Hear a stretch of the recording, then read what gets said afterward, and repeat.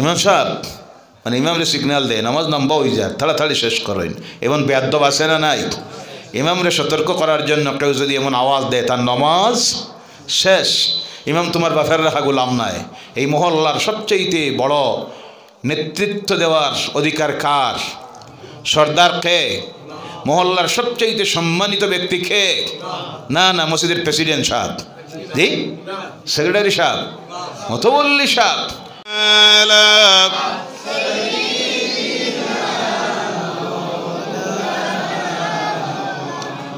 وعلى آل سيدنا مولانا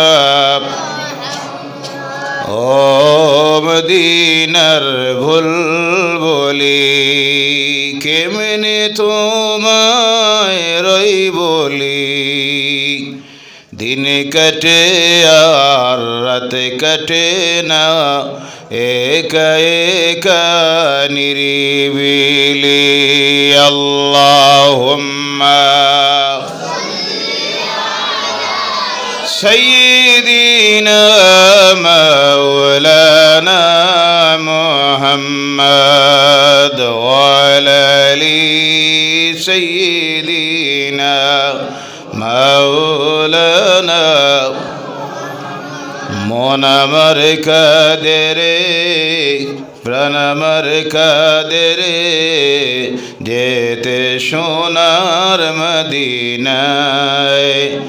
মন আমার কাঁদে রে, প্রাণ আমার কাঁদে রে, যেতে সোনার মদিনায়।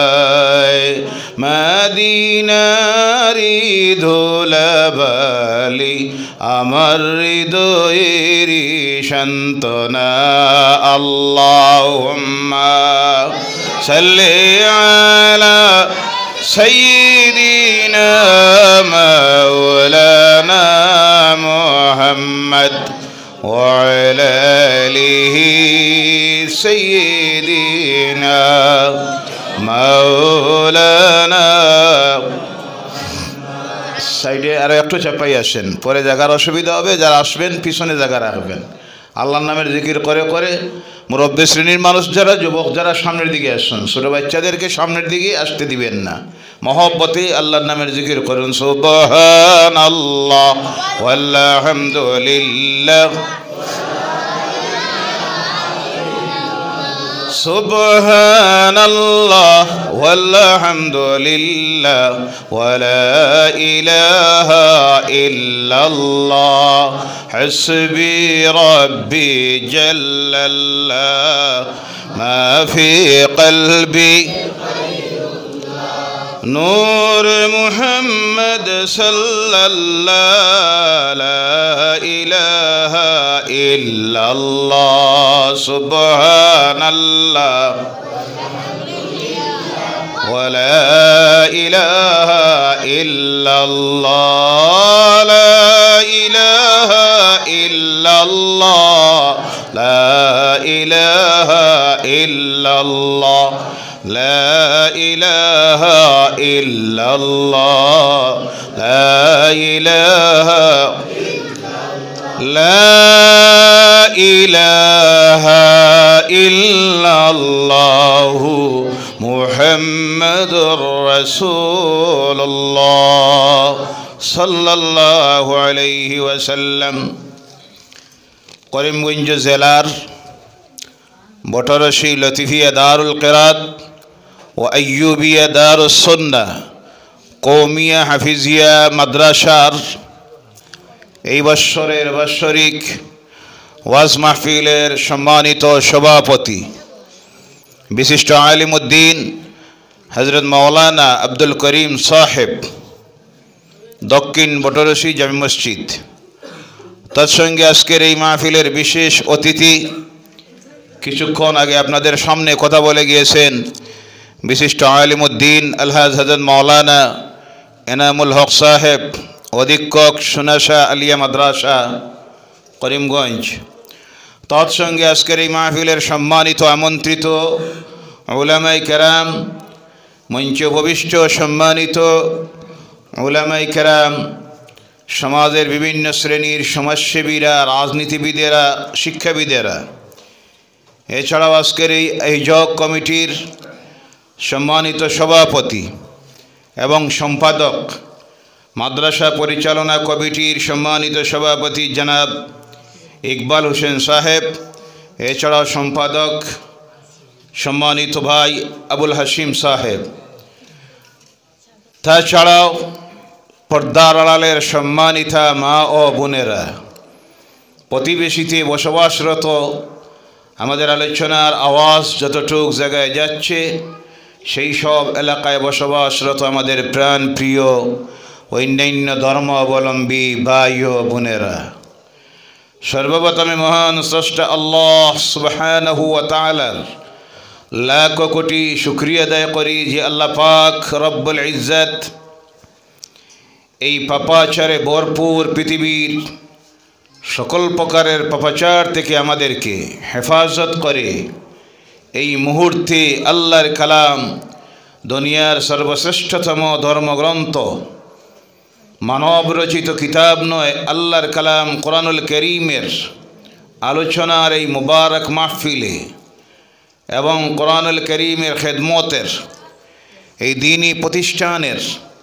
এই বৎসরের বাৎসরিক মাহফিলে যে আল্লাহ পাক আমাদেরকে আসার বসার আয়োজন করার সৌভাগ্য নসিব করেছেন, তৎসঙ্গে এই অশান্ত পৃথিবীর সকল প্রকারের অশান্তির থেকে আল্লাহ আমাদেরকে মুক্ত করে কিছু সময়ের জন্য তার রহমতের সুশীতল ছায়ায় বসার সৌভাগ্য নসিব করেছেন, জান্নাতের বাগানে বসার সৌভাগ্য যে আল্লাহ পাক আমাদেরকে নসিব করেছেন, স্রষ্টার গোলাম হিসাবে আমরা সকলে আলোচনা শুরুর পূর্বে আমাদের স্রষ্টা আল্লাহ সুবহানাহু ওয়া তাআলার লাখ কোটি শুকরিয়া আদায় করি। সকলে জবান ছেড়ে দিয়ে উচ্চ কণ্ঠে বলুন আলহামদুলিল্লাহ, রব্বানা লাকাল হামদ হামদান কাসীরান তাইয়িবান মুবারাকান ফিহি। আমরা শুকরিয়া আদায় করেছি কার? আমরা কার গোলাম? এখানে যে আমরা আসতে পেরেছি, আসার সৌভাগ্য নসিব করেছেন কে? বসার সুযোগ করে দিয়েছেন কে? বাইরে যারা দাঁড়িয়ে আছে, বাইরে নিচে কে? আল্লাহ। আলোচনা চলার সময় যারা বাইরে গল্প গুজবে রত, তাদেরকে নিচে কে? নামাজের জামাত যখন চললো, এখানে দাঁড়িয়ে যারা গল্প করলো, তাদেরকে নিচে কে? তারা কার গোলাম? সব আমরা আল্লাহর গোলাম। কার গোলাম? কিন্তু তাদেরকে বাইরে টেনে নিয়েছে ওয়াসওয়াসা দিয়ে কে? সৌভাগ্য আমাদের, আমরা বসতে পেরেছি সেখানে। আল্লাহ পাক রব্বুল ইজ্জত তাদেরকে, যে সমস্ত ভাইয়েরা রাস্তায় দাঁড়িয়ে আছেন, দুর্ভাগ্য তাদের, আল্লাহ পাক যেন তাদেরকে এই মুবারক মাহফিলে আসার বসার সৌভাগ্য নসিব করেন, তৌফিক যেন দেন। সকলে বলেন আল্লাহুম্মা আমিন। ভাইয়েরা আমার, আল্লাহ রাব্বুল আলামিনের কালাম কোরআনুল কারীম থেকে একটা আয়াতে কারীমা আপনাদের সামনে তিলাওয়াত করেছি। ইনশাআল্লাহ তার উপর আলোচনায় যাব। যৎসামান্য আলোচনা করার এবং আমল করার আমাদের প্রত্যেককে আল্লাহ যেন তৌফিক দেয়। সকলে বলেন আল্লাহুম্মা আমিন। আজকে যে জায়গায় আমরা বসে আছি, এটা হলো আল্লাহর কালাম কোরআনুল কারীমের খেদমতের দ্বীনি প্রতিষ্ঠান। এখানে দেওয়া হয় আল্লাহর কালাম কোরআনের খেদমত। বলেন সুবহানাল্লাহ। আজকে যেই সময় আমরা এই অবস্থার শান্তির একটা পরিবেশে বসে আছি, কি শুকরিয়া আল্লাহর আদায় করব। এই সময় পৃথিবীর বিভিন্ন প্রান্তে আমাদের মতো সৃষ্টির সেরা মানুষ নির্যাতনের শিকার, অত্যাচারের শিকার, মজলুম হয়ে শরণার্থী শিবিরে, কেউ আক্রান্ত হয়ে হসপিটালে, সামান্য একটা মাথা গোছানির জন্য কোনো জায়গা পাচ্ছে না। সেই সময় আমরা এত সুন্দর আল্লাহর কালামের আলোচনার এক মুবারক মাহফিলে এসে বসতে পেরেছি। আবারও আল্লাহর শুকরিয়া আদায় করি। বলেন সুবহানাল্লাহ। আমরা এই মুহূর্তে যারা এখানে বসে আছি কেউ উপবাস নয়। আমরা খাবার খেয়েছি সকালবেলায়, দুপুরে কেউ ভালো খাবার খেয়েছি, মাছ মাংস ডিম, আর কেউ খেয়েছি ডাল ভাত সবজি, কিন্তু আমরা প্রত্যেকে খেয়েছি, কথা ঠিক কি না? কিন্তু এই সময়ে আমাদেরই ভাই বোনেরা ফিলিস্তিনে, কোন জায়গায়? ফিলিস্তিনে শরণার্থী শিবিরে, কেউ আক্রান্ত হয়ে হসপিটালে, সেখানেও জালিমেরা এদের উপর বোমা হামলা করতেছে, বলেন নাউযুবিল্লাহ। একবেলার খাবার খাওয়ার জন্য পাওয়ার জন্য রাত্রি 5টায় 6টায় 4টায় শরণার্থী শিবিরে, আশ্রয় শিবিরের সামনে লাইনে দাঁড়ায়। কোনো সময় একদিন 2 দিন চলে যায়, খালি হাতে ফিরে যায়। কোনো দিন বিকালবেলায় গিয়ে জুটে 1 বোতল পানি আর সামান্য পাউরুটি, আর না হয় আধা কিলো 1 কিলো আটা। আল্লাহ পাক আমাদের অবস্থা সেইভাবে বানায় নাই। এর জন্য গোলাম হিসাবে আল্লাহর আবারও লাখ কোটি শুকরিয়া আদায় করি, বলুন আলহামদুলিল্লাহ। ভাইয়ারা আমার, বর্তমান পৃথিবীর গোটা পৃথিবীতে আজকে অশান্তি আর অশান্তিতে ভরপুর হয়ে গেছে। গোটা পৃথিবীতে যত দিন যাচ্ছে আল্লাহর নাফরমানির কাজ বাড়তেছে, কথা ঠিক কি না? আল্লাহর বাচ্চাগুলি উঠাই দিন, আমার মাহফিলের সামনে একটাও আমি বইতে দিই না, বিরাট অসুবিধা করে পরে, এক সাইডে দিন। আর বুঝতো না, আলোচনায় ডিস্টার্ব দিব, পিছনে যারা আছেন তাদের মনোযোগ নষ্ট হয়ে যাবে, আমার অসুবিধা হয় বিরাট। এক সাইডে বসাই দিন, বার করে দিবা না, এক সাইডে বসাই দিন। আপনারা যারা সামনের দিকে চাপিয়ে আসুন, মুরব্বী যারা, যুবক যারা সামনের দিকে চাপিয়ে আসুন। ভাইয়ারা আমার, আল্লাহ রাব্বুল আলামিনের 2 নম্বরে লাখ কোটি শুকরিয়া আদায় করি যে আল্লাহ পাক আমাদেরকে ভারতবর্ষের মতো একটা দেশে জন্ম দিয়েছেন, বলুন আলহামদুলিল্লাহ। ভারতে জন্ম হওয়ার কারণে খুশি না নারাজ? সব খুশি, জি খুশি না নারাজ? কারণ ভারতবর্ষ এমন একটা দেশ, যেই দেশে বিভিন্ন পৃথিবীর আর কোনো দেশে এত ধর্মের মানুষ বসবাস করে না, যেভাবে অগণিত বিভিন্ন ধর্মের মানুষ ভারতবর্ষে বসবাস করে। পৃথিবীর আর কোনো দেশে এত ভাষাভাষীর মানুষ নাই, যেভাবে বিভিন্ন ভাষাভাষীর মানুষ এই ভারতবর্ষে বসবাস করে। পৃথিবীর আর কোনো দেশে এত সংস্কৃতির মানুষ নাই, যেভাবে বিভিন্ন সংস্কৃতির মানুষ এই দেশে বসবাস করে, যেই দেশের নাম হলো ভারতবর্ষ। আল্লাহ পাক আমাদেরকে সেই দেশে জন্ম দিয়েছেন, এই দেশে আমাদের মৃত্যু হবে। কিয়ামতের দিন এই জমিন থেকে আমরা হাশরের ময়দানে উঠব ইনশাআল্লাহ, বলেন ইনশাআল্লাহ। এই দেশ সেই দেশ, আল্লাহর ওলিদের, আউলিয়া কেরামদের দেশ, সুবহানাল্লাহ বলেন। যার কারণে এই দেশের এত সুন্দর পরিবেশ, অশান্তি নাই। আজ আমরা প্রতিবেশী দেশ বাংলাদেশের দিকে যখন তাকাই, আল্লাহর লাখ কোটি শুকরিয়া আদায় করি যে আল্লাহ বাংলাদেশে জন্ম দিছে না, সুবহানাল্লাহ বলেন, কথা ঠিক কি না? পাকিস্তানে আল্লাহ আমাদেরকে জন্ম দেয় নাই, আল্লাহর লাখ কোটি শুকরিয়া আদায় করি, বলেন আলহামদুলিল্লাহ। সৌদি আরবেও আল্লাহ জন্ম দেয় নাই, এর জন্য আল্লাহর শুকরিয়া আদায় করি, বলেন আলহামদুলিল্লাহ। অনেকে ভাবতে পারেন সৌদি আরবে যদি জন্ম হইতো হুজুর বিনা হিসাবে তো ব্যস্ত যাইতাম, এগুলা কোনো কথা আছে নাকি? জি, সৌদি আরবে যদি জন্ম হতো বর্তমানে এই সময়ে এইভাবে বসে আপনি মাহফিল করতে পারতেন না। বাক স্বাধীনতা নাই, কথা বলার কোনো অধিকার নাই। যেখানে মসজিদের ইমামেরা খুতবা দিতে গিয়ে হুকুমতের পারমিশনে কথা বলতে হয়, কথা ঠিক কি না? তা আল্লাহ লাখ কোটি শুকরিয়া আদায় করি, আমাদের এই দেশের সংবিধান এত সুন্দর, প্রতিটি ধর্মের মানুষকে তার ধর্মীয় সম অধিকার দিয়েছে, বলেন সুবহানাল্লাহ। দেশের সংবিধান প্রত্যেকের ধর্ম কর্ম করতে গিয়ে কোনো বাধা নিষেধ আয়োগ করে। প্রত্যেক যার যার সংস্কৃতিতে ধর্মীয় কাজ করতে পারে, কে কী খাবে, কী পরিধান করবে, কীভাবে তার ধর্ম কর্ম করবে, এই দেশের সংবিধান সম অধিকার দিয়েছে প্রত্যেকের ধর্মীয় নিয়ম নীতি মেতে চলার, বলেন সুবহানাল্লাহ। যার কারণে এই মুহূর্তে এখানে চলতেছে ওয়াজের মাহফিল। কিসের মাহফিল? একটু আগে রাস্তায় পেয়েছি চলতেছে কীর্তনের মাহফিল। কিসের মাহফিল? কীর্তন চলতেছে, নাম জপ চলতেছে মন্দিরে, হতে পারে আরও একটু দূরে গির্জায় খ্রিস্টান ধর্মাবলম্বীরা যারা তাদের বড়দিন গিয়েছে তারাও বিভিন্ন অনুষ্ঠান করতে পারতেছে। অর্থাৎ আমার বলার উদ্দেশ্য হলো একই সঙ্গে কোনো সময় দেখা যায় এক জায়গায় চলতেছে ওয়াজের মাহফিল, তাফসিরুল কোরআনের মাহফিল, আর একটু দূরে চলতেছে নামযজ্ঞ, কীর্তন, পূজা পার্বণ, আরেক জায়গায় চলতেছে খ্রিস্টান ভাইদের অনুষ্ঠান। একসঙ্গে কোনো সময় মসজিদ থেকে আসতেছে আজানের আওয়াজ, মন্দির থেকে আসতেছে তাদের শঙ্খধ্বনির আওয়াজ, আর গির্জার থেকে আসতেছে ঘণ্টার আওয়াজ।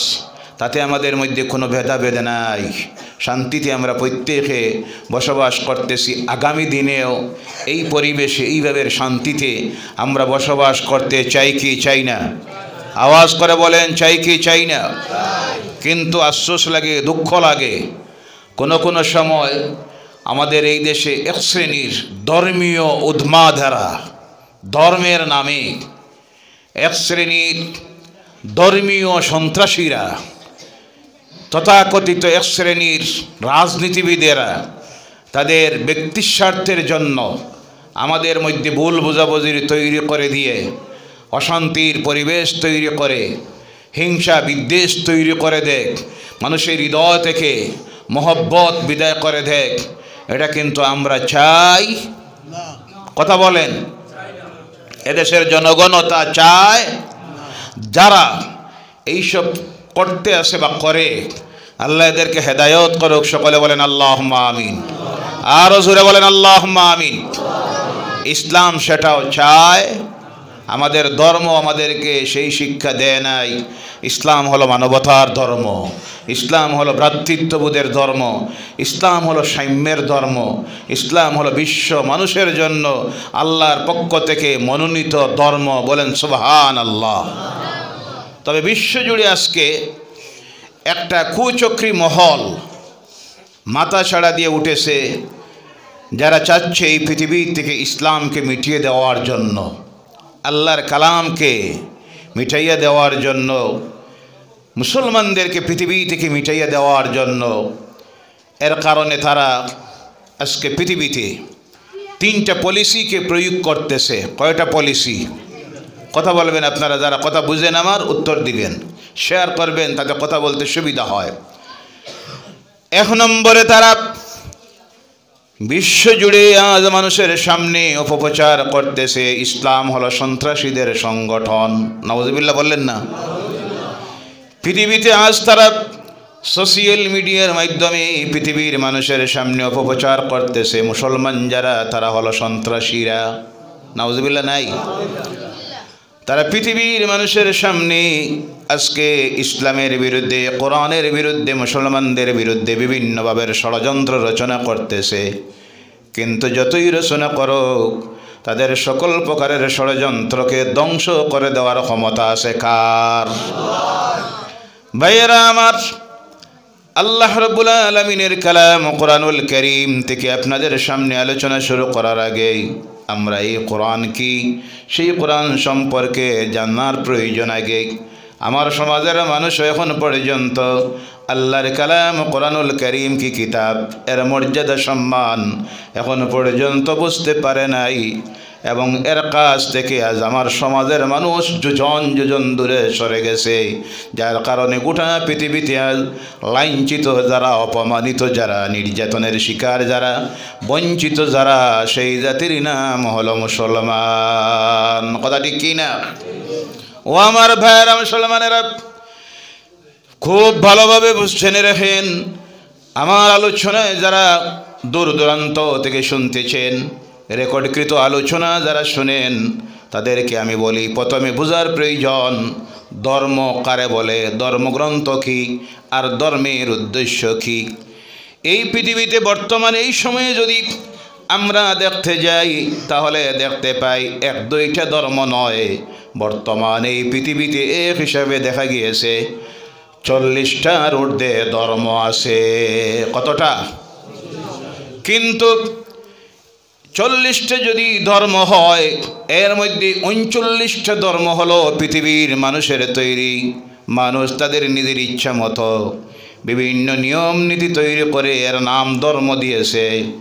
একটা মাত্র ধর্ম এই দুনিয়ার কোনো মানুষের তৈরি নয়, স্বয়ং আল্লাহর পক্ষ থেকে এসেছে, যে ধর্মের নাম হলো ইসলাম। বলেন সুবহানাল্লাহ। যার জন্য আল্লাহ রাব্বুল আলামিন তার কালাম কোরআনুল কারীমের মধ্যে দুনিয়ার মানুষকে জানাইয়া দিতেছেন, ইন্নাদ-দীনা ইনদাল্লাহিল ইসলাম। জোরে বলো আল্লাহু আকবার। আল্লাহর মনোনীত একটা মাত্র ধর্ম, যার নাম হলো কোনটা? জোরে বলেন কোনটা? একটা সাউন্ড বাড়াই দিও ভাই, তোমার এটা দেখি 2 ইঞ্চি হলে বোঝা যায়, আর মাইকও নাই, আমিও আছি খালি। একটু বাড়াও ভাইয়ারা আমার। বাকি যে সমস্ত ধর্ম সব পৃথিবীর মানুষের তৈরি। এখন প্রশ্ন আসতে পারে, ইসলাম আল্লাহর মনোনীত হলো, এটা আমরা বুঝবো কীভাবে? বোঝার জন্য কোরআনুল কারীম দলিল দিতেছে। সারা পৃথিবীর মানুষ এই কথা স্বীকার করে নেয়। হিন্দু বলুন, বৌদ্ধ বলুন, জৈন বলুন, খ্রিস্টান বলুন, ফার্সি বলুন, আস্তিক বলুন, নাস্তিক বলুন, প্রত্যেকে এই কথা স্বীকার করে এই পৃথিবীর সর্বপ্রথম মানব যিনি এসেছিলেন তিনি হলেন হযরতে আদম আলাইহিস সালাম। কোন নবী? এবং ইংরেজিতে যাকে বলা হয় অ্যাডাম। আর 2 নম্বরে ওনার থেকে আল্লাহ যাকে সৃষ্টি করেছিল তিনি হলেন হযরতে হাওয়া আলাইহিস সালাম। কে? হযরতে হাওয়া। ইভ যাকে তারা বলেন, ইংরেজিতে বলা হয় ইভ। অ্যাডাম এবং ইভ এই দুইজন সম্পর্কে আল্লাহ তার কালাম কোরআনুল কারীমের মধ্যে জানাইয়া দিতেছেন, ইয়া আইয়ুহান নাসুত্তাকু রাব্বাকুমুল্লাযী খালাকাকুম মিন নাফসিন ওয়াহিদাতিন ওয়া খালাকা মিনহা যাওজাহা ওয়া বাসসা মিনহুমা রিজালান কাসীরান ওয়া নিসা। বলো আল্লাহু আকবার। ইয়া আইয়ুহান নাস, হে পৃথিবীর মানব মণ্ডলী, কোরআন সার্বজনীন ধর্মগ্রন্থ। কোরআন শুধু মুসলমানদের ধর্মগ্রন্থ নয়, কোরআন পৃথিবীর প্রতিটি মানুষের জন্য আল্লাহ অবতীর্ণ করেছেন। বলেন সুবহানাল্লাহ। এর জন্য কোরআন কথা বলতে গিয়ে শুধু মুসলমানদেরকে উদ্দেশ্য করে কথা বলে নাই, কোরআনে বেশিরভাগ কথা বলতে বলা হয়েছে ইয়া আইয়ুহান নাস, হে পৃথিবীর মানব মণ্ডলী।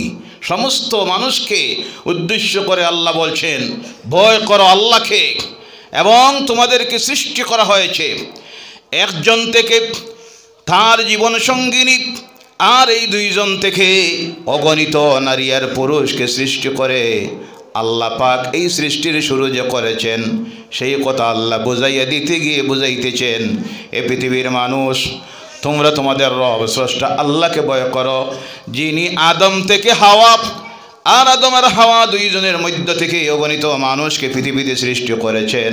তার থেকে প্রমাণিত হয় গোটা পৃথিবীর মানব মণ্ডলীর বাপ হলেন আদম আর মা হলেন হাওয়া। ওই আদম আলাইহিস সালাম এই পৃথিবীতে যে ধর্ম নিয়ে এসেছিলেন সেই ধর্মের নাম হলো ইসলাম। সুবহানাল্লাহ বলেন। এর কারণে আদম আলাইহিস সালাম থেকে শুরু করে যত আল্লাহর নবীরা এই পৃথিবীতে এসেছিলেন প্রত্যেক নবীর একটাই ছিল স্লোগান, যেই স্লোগানটা ছিল লা ইলাহা ইল্লাল্লাহ, লা ইলাহা ইল্লাল্লাহ, লা ইলাহা ইল্লাল্লাহু মুহাম্মাদুর রাসূলুল্লাহ সাল্লাল্লাহু আলাইহি ওয়াসাল্লাম। তার থেকে প্রমাণিত হলো ইসলামের মূল বাণী হলো একটা। কয়টা? লা ইলাহা ইল্লাল্লাহ, আল্লাহ ব্যতীত উপাসনার যোগ্য কেউ নেই এবং তার সমতুল্য কেউ নেই, তার সমকক্ষ কেউ নেই, এবং মুহাম্মদ রাসূলুল্লাহ সাল্লাল্লাহু আলাইহি সাল্লাম, মুহাম্মদ সাল্লাল্লাহু আলাইহি সাল্লাম হলেন আল্লাহর প্রেরিত রসুল। এই হলো ইসলামের যেভাবে মূল বাণী। আদম আলাইহিস সালামও সেই বাণীর উপরে কথা বলে গেছেন, যে কথাটা ছিল লা ইলাহা ইল্লাল্লাহ। তার থেকে প্রমাণিত হয় আদমের আনা ধর্ম হলো ইসলাম, পৃথিবীর সর্বপ্রথম ধর্ম আল্লাহর দেওয়া যে ধর্ম তার নাম হলো ইসলাম। 2 নম্বরের প্রমাণ ধর্ম অর্থ হলো জীবন ব্যবস্থা। অন্যান্য যত ধর্ম আছে পৃথিবীতে সমস্ত ধর্মগ্রন্থের উপরে আপনি রিসার্চ করুন, গবেষণা করলে পরে দেখবেন পৃথিবীর মানুষের জন্য যা কিছুর প্রয়োজন সব কিছু দুনিয়ার অন্য কোনো ধর্মের মধ্যে নাই, পাওয়া যায় না। তার থেকে প্রমাণিত হয় অন্যান্য ধর্ম হলো মানব তৈরি, যার জন্য সেটা কমপ্লিট নয়। একটা মাত্র ধর্মগ্রন্থ পৃথিবীর মানুষের জন্য যা কিছুর প্রয়োজন আল্লাহ সেই ধর্মে দিয়েছেন, তার নাম ইসলাম। আর যে ধর্মগ্রন্থের মধ্যে দিয়েছেন তার নাম হলো কোরআন। সুবহানাল্লাহ। Islam complete code of the life. Islam হলো একজন মানুষের পূর্ণাঙ্গ জীবন ব্যবস্থা, যা চাইবে তা পাবে যে ধর্মগ্রন্থে, তার নাম কোরআন। বলেন সুবহানাল্লাহ। কারণ এই কোরআন হলো আল্লাহর দেওয়া। কার দেওয়া? ধর্ম হলো দুই প্রকার। কয় প্রকার? দুই প্রকার। একটা হলো স্রষ্টার দেওয়া, আল্লাহর দেওয়া, আর বাকি সব হলো মানব তৈরি। অনুরূপভাবে ধর্মগ্রন্থ হলো দুই প্রকার। কয় প্রকার? একটা হলো দুনিয়ার মানুষের তৈরি, অগণিত ধর্মগ্রন্থগুলি আছে, কাউকে কটাক্ষ করার জন্য নয়, বোঝানির জন্য। যেমন রামায়ণ, মহাভারত, বেদ, পুরাণ, গীতা, মনু, জিন্দাবেস্তক, ত্রিপিটক, গ্রন্থ সাহিব, নাম বললে শেষ হবে না। অগণিত ধর্মগ্রন্থ। প্রতিটি ধর্মগ্রন্থ দুনিয়ার মানব রচিত। মানুষেরা তাদের জ্ঞান দিয়া, ধ্যান ধারণা দিয়া, মানবীয় জ্ঞান দিয়া তারা লিখেছে ধর্মগ্রন্থগুলি। কিন্তু একটা মাত্র ধর্মগ্রন্থ এই জমিনে আছে, যে ধর্মগ্রন্থ দুনিয়ার কোনো মানুষের রচিত নয়, যেটা হলো স্বয়ং আল্লাহ রাব্বুল আলামিনের কালাম, যার নাম হলো কোরআন। সুবহানাল্লাহ। কোরআন কার কালাম? প্রশ্ন আসতে পারে, এটা মুহাম্মদ সাল্লাল্লাহু আলাইহি সাল্লামের লিখিত, তিনি রাত্রে নিজে নিজে লিখতেন, আর সকালবেলা হলে মানুষের কাছে গিয়ে বলতেন যে রাত্রিতে আল্লাহর কাছ থেকে এসেছে। প্রশ্ন আসে না নাই? তাহলে তার জবাব এক নম্বরে হলো, মুহাম্মদ সাল্লাল্লাহু আলাইহি সাল্লাম কোন কলেজে পড়েছিলেন, কোন ইউনিভার্সিটিতে, কোন হাই স্কুলে, কার কাছে গিয়ে পড়েছিলেন? এই পৃথিবীতে ওনার কোনো শিক্ষক ছিল? দুনিয়ার সিস্টেমে ওনার কোনো শিক্ষার জ্ঞানের উপাধি ছিল? তিনি দুনিয়ার কারোর কাছে জীবনে গিয়ে একটা অক্ষর শিখেন নাই। যার অক্ষরের জ্ঞান ছিল না, তিনি কি কোরআনের মতো এক মহাগ্রন্থ লিখতে পারেন? জি। দুই নম্বরে হলো, এই কোরআন যখন নাজিল হওয়া শুরু হলো, সেই সময়ের মক্কার মানুষেরা যারা ইসলামের বিরোধিতা করত, আল্লাহর দ্বীনের, আল্লাহর নবীর তারা সমালোচনা শুরু করলো। এটা মোহাম্মদ নিজে নিজে বানান, আর দিনের বেলায় মানুষের কাছে গিয়ে বলেন আল্লাহর পক্ষ থেকে এসেছে।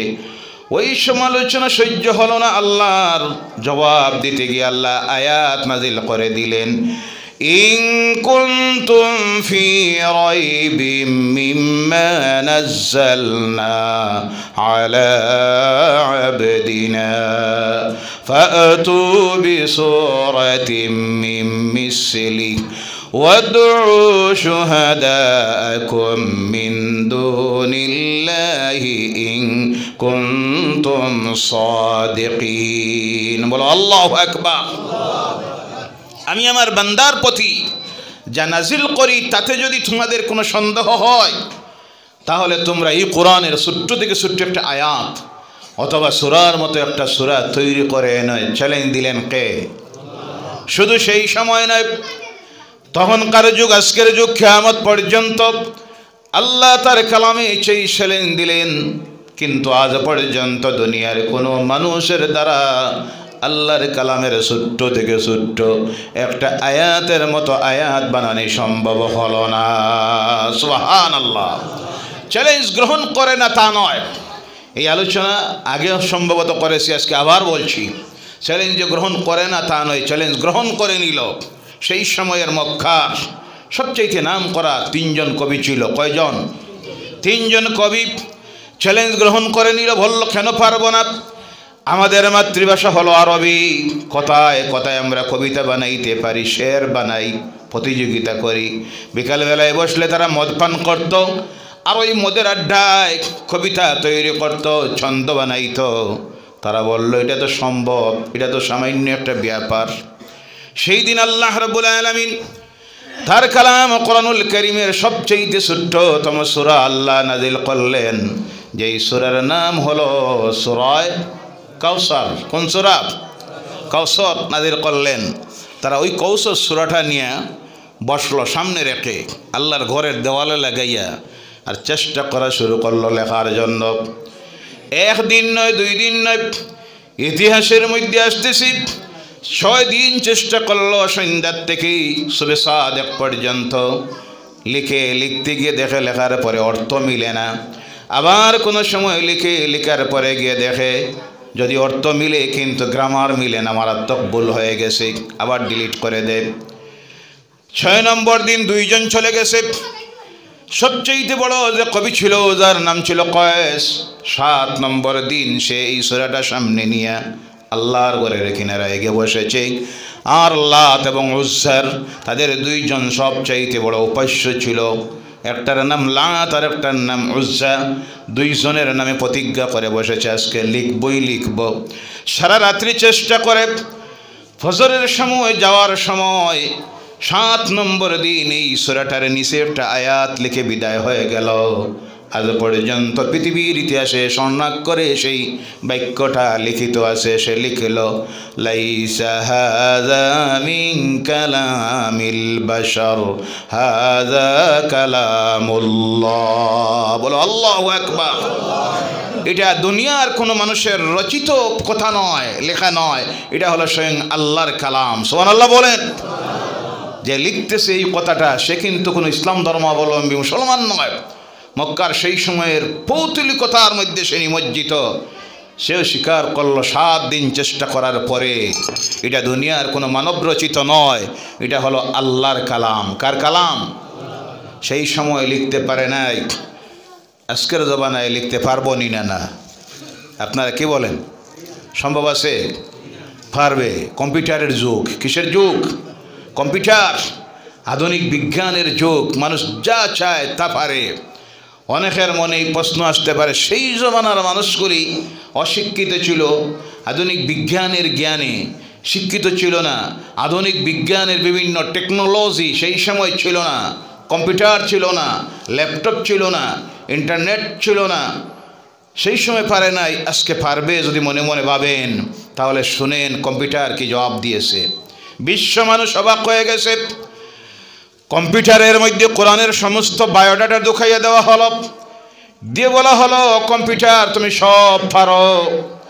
বিনা মানুষে আজকে অস্ত্র তৈরি করেছে, আধুনিক বিজ্ঞান, মিসাইল ঘন্টায় 30,000 কিলোমিটার দূরের তার লক্ষ্যস্থলে গিয়ে আঘাত করতে পারে, কোনো পাইলট লাগে না।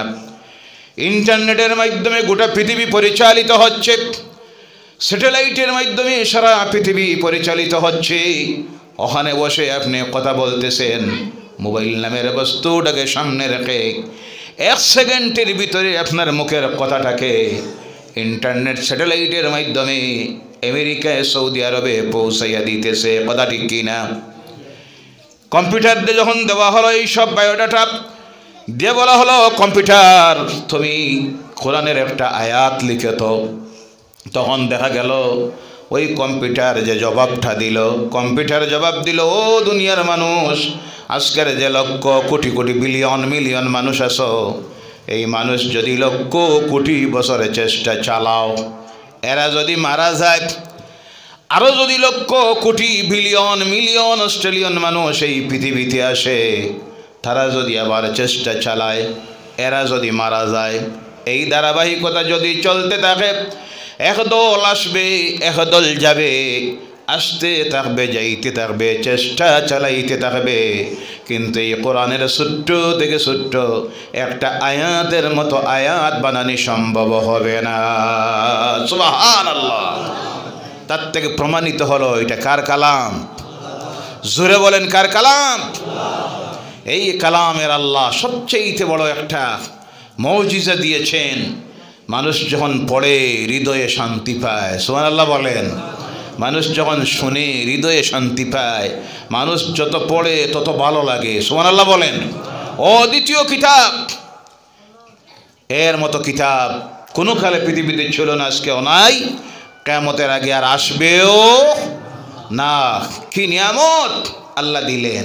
কি জন্য আল্লাহ পাক মোবাইলগুলি সাইলেন্স করে নেন। আপনার মোবাইলে অন্যের ডিস্টার্ব দিবে, বারবার অসুবিধা হবে। আপনার পাশে যিনি বসে আছেন, বিশেষ প্রয়োজন হয় বাইরে গিয়ে রিসিভ করবেন, যাতে অন্যের ডিস্টার্ব না হয়। আপনার মোবাইলের কারণে, ওঠা বসার কারণে যদি আরও কোনো ভাইয়ের কোরআনের আলোচনা শুনতে অসুবিধা হয়, কিয়ামতের দিন আল্লাহর কাছে জবাব দিতে হবে না? না হবে। এর জন্য সতর্ক হয়ে এইভাবে মাহফিলে বসতে হয়।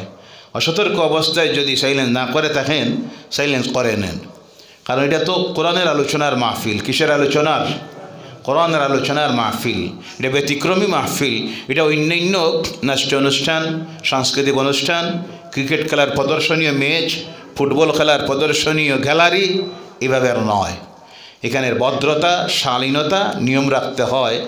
আল্লাহ পাক আমাদেরকে যেন শালীনতার সহিত, ভদ্রতার সহিত, আদবের সহিত বসে কিছু সময় আল্লাহর কালাম থেকে আলোচনা শোনার তৌফিক দেয়। সকলে বলেন আল্লাহুম্মা আমিন। কত সময় আপনারা তাকবা? আপনাদের হাব ভাবটা আমি পয়লা বুঝিলাই। কত সময়? আধা ঘন্টা না 1 ঘন্টা? জি, কোনো নিয়ত নাই নাকি? কত সময় তাকতা? 1 ঘন্টা। আচ্ছা, হয়ে গেছে 9:45, আমরা তাকমো 10:45। জি, আরে কথা বলেন না কেন? কথা বুঝতে অসুবিধা হয় নাকি? কত সময় তাকতা? আধা ঘন্টা না 1 ঘন্টা না 2 ঘন্টা?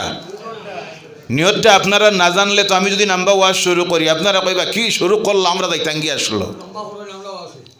সব তো না, কিছু হাবভাবে বোঝা যায়, যাইতাম নি রইতাম নি। সিন্নি আছে নাকি? না নাই? নাই। আলহামদুলিল্লাহ বলেন আলহামদুলিল্লাহ। না হয় ভালো হয়েছে। না, সিন্নির আগে প্যান্ডেলে তাকে 200, আর সিন্নির সময় হয়ে যায় 1000। নাউজুবিল্লাহ বলেন। এই চরিত্রেরও মুসলমান এখনো আছে না নাই? বাইরে দাঁড়াই অপেক্ষা করে, সিন্নির কথা কই না কেনে। মাঝে আমি আগরতলায় এক মাহফিলে ছিলাম, অবাক হইলাম। তুফা তারা কয়, সামান্য তুফা দেওয়া হবে, সিন্নি নাই। মাহফিল চলতেছে, আমি 10টায় বক্তব্য শেষ করলাম, মাহফিল 500 মানুষ। আর যেমনি কয়া হইল, আগরতলার মানুষ আবার রেকর্ডিং শুনলে রাগ করবো, কইব হুজুরিকে বদনাম করে। এই বক্সনগরে একটা মাহফিল ছিল, উদয়পুরে একটা। যেমনি কইল এখন কিছু তুফা দেওয়া হবে, দেখি প্যান্ডেলে 1,500, আর সবটার আবার মাথায় টুপিও নাই। কত বড় বেয়াদব এক একটা। নাউজুবিল্লাহ বলেন।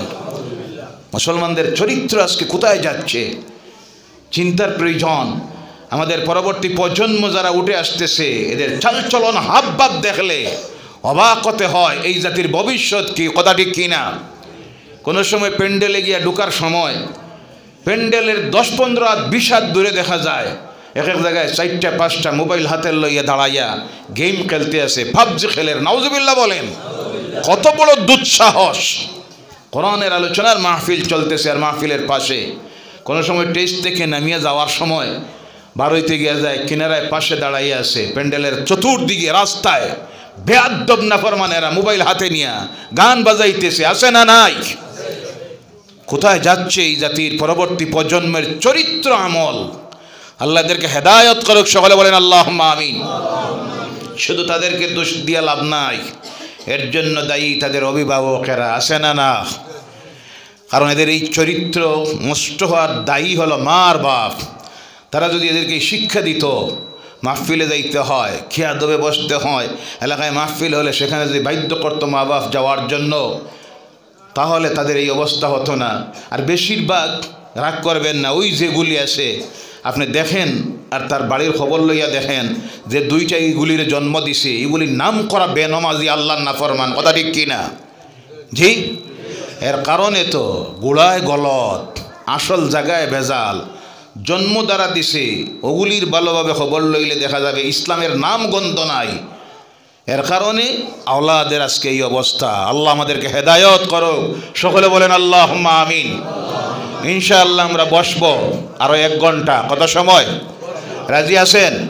আল্লাহ প্রত্যেককে তৌফিক দেখ। সকলে বলেন আল্লাহুম্মা আমিন।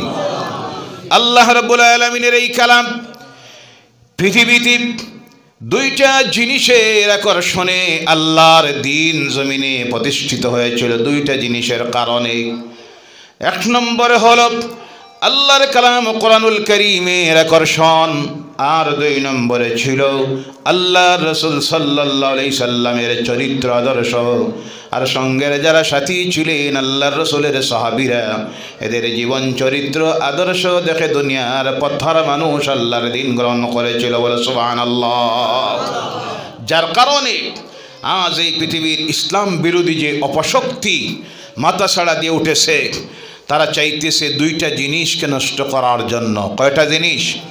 1 নম্বরে হলো কোরআনের বিরুদ্ধে তারা ষড়যন্ত্র করতেছে, কোরআনকে তারা বন্ধ করে দিতে চায়। তারা দেখতেছে কোরআন যতদিন এই জমিনে টিকে থাকবে, ততদিন ইসলাম থাকবে, ততদিন মসজিদ থাকবে, ততদিন ঈমান থাকবে, ততদিন কোরআন যতদিন থাকবে ততদিন ইসলামকে জমিন থেকে মিটাইয়ে দেওয়া যাবে। আর 2 নম্বরে তারা দেখতেছে মুসলমানদের যুব সমাজ যারা, যুব শক্তি যারা, যাদের রক্তের বিনিময়ে এই জমিনে আল্লাহর দ্বীন প্রতিষ্ঠিত হয়েছে, তারা হলো যুব সমাজ। আল্লাহ রসুল বলতেছেন, ও আমার সাহাবীরা, ইসলামের সবচেয়ে বিরোধিতা যারা করেছে তারা ছিল সব বুড়া মানুষ।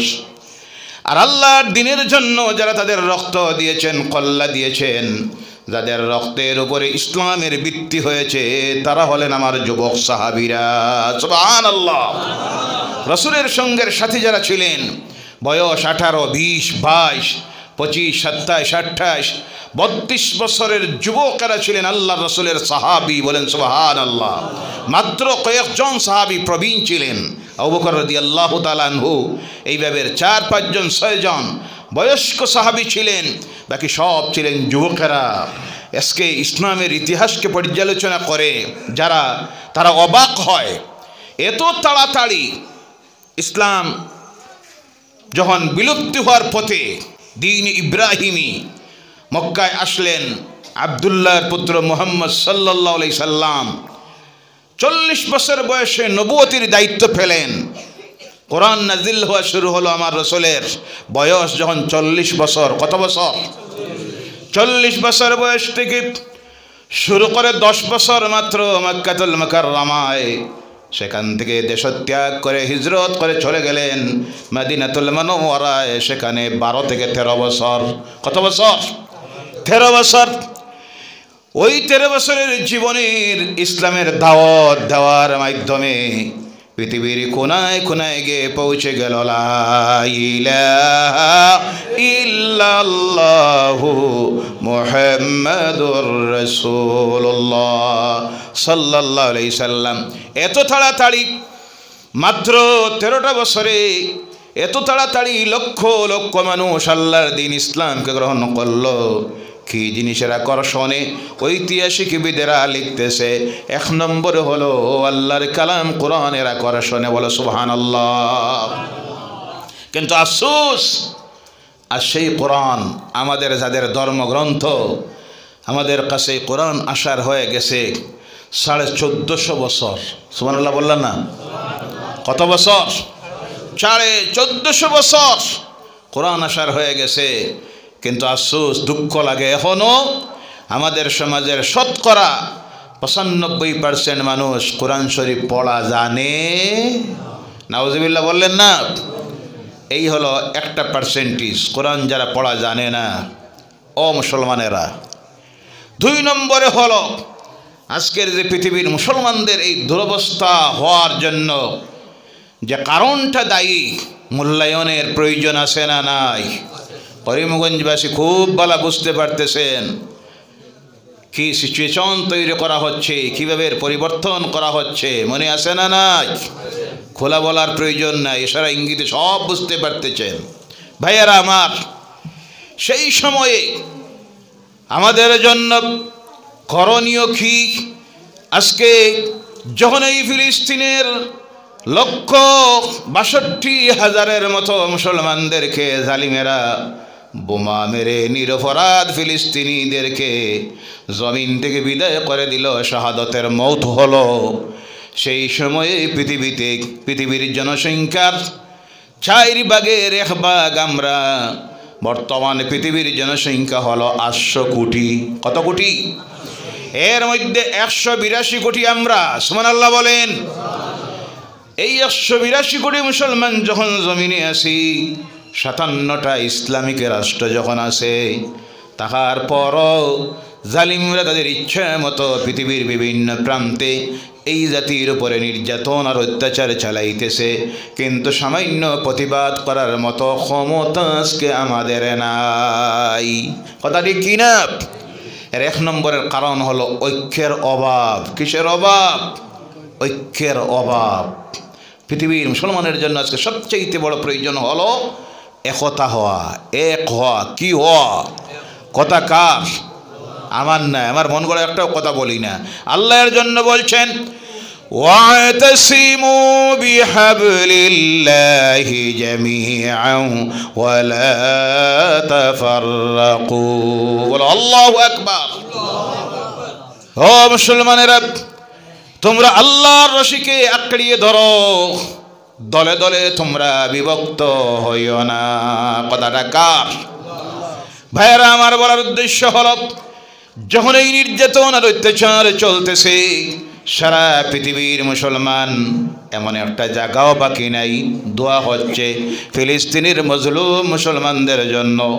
মসজিদে বলুন, মাদ্রাসায় বলুন, খানকায় বলুন, ঘরে বলুন, সর্বত্র একটা জায়গাও বাকি নাই।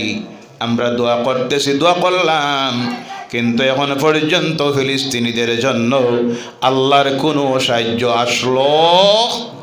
তার কারণ কি? তার কারণ হলো ওই 182 কোটি মুসলমান আমরা যখন পৃথিবীতে আছি, এই মুসলমানদের মধ্যে এখন পর্যন্ত শতকরা 95% মুসলমান হলো বেনমাজি। হাসান আমিশা? জি, আপনারা কইন হাসান আমিশা? আরে আফসোস লাগে। এক একটা জায়গায় আজকে মাশাআল্লাহ আলহামদুলিল্লাহ এক একটা মসজিদ বানানি হর দেখলে কি আকর্ষণ।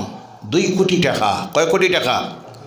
2 কোটি টাকার মসজিদ তৈরি হচ্ছে। ফজরের নামাজে সেই মসজিদে নমাজি 5 জন। কয়জন? নাউজুবিল্লাহ বললেন না? মসজিদ আগে না মুসল্লি আগে? কোনটা আগে হইতো? কথা কইবা কয়টা? কোনটা? মুসল্লি। এখন মুসল্লির দরকার নাই, মসজিদ বনতেছে। মসজিদ আগে না ইমাম আগে? কথা বোঝা যায় না। ইমাম আগে। ইমামের দরকার নাই, ইমামের বেতন 5,000। কয় হাজার? মসজিদ 2 কোটি টাকার, এসি লাগতেছে, টাইলস লাগতেছে, কত যে ডিজাইন। মাঝে এক জায়গার এক মসজিদ পশ্চিমবঙ্গে প্রোগ্রামে গিয়ে দেখলাম, এক ভদ্রলোক বানাইয়ে দিছে, একা বানাই দিছে, 2 কোটি টাকা খরচ করে। বলেন সুবহানাল্লাহ। অনেক মানুষ আছে যাদেরকে আল্লাহ ধনসম্পদ দেয়, আল্লাহর রাস্তায় খরচ করে। আর কিছু আছে, বেশিরভাগ আমাদের এলাকায় বরাক উপত্যকায় আমি দেখছি, যাদেরকে আল্লাহ যত দেয় অত আরও টাইট হয়। জি, মাতাসা না মিশা। ইনি বিভিন্ন জায়গায় গিয়ে দেখছি আলহামদুলিল্লাহ। পশ্চিমবঙ্গে প্রোগ্রামে গেলাম, একটা মসজিদ 3 তলা মসজিদ, 2 কোটি টাকা খরচ হয়েছে, একেবারে গরিব এলাকা। তো আমি জিজ্ঞাসা করলাম, মসজিদটা আপনারা কিলা বানাইলা?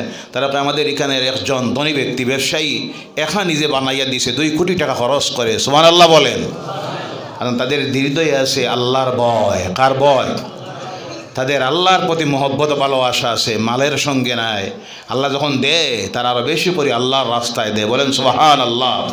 আমার বলার উদ্দেশ্য হলো, 2 কোটি টাকার মসজিদ আগে না ইমাম আগে?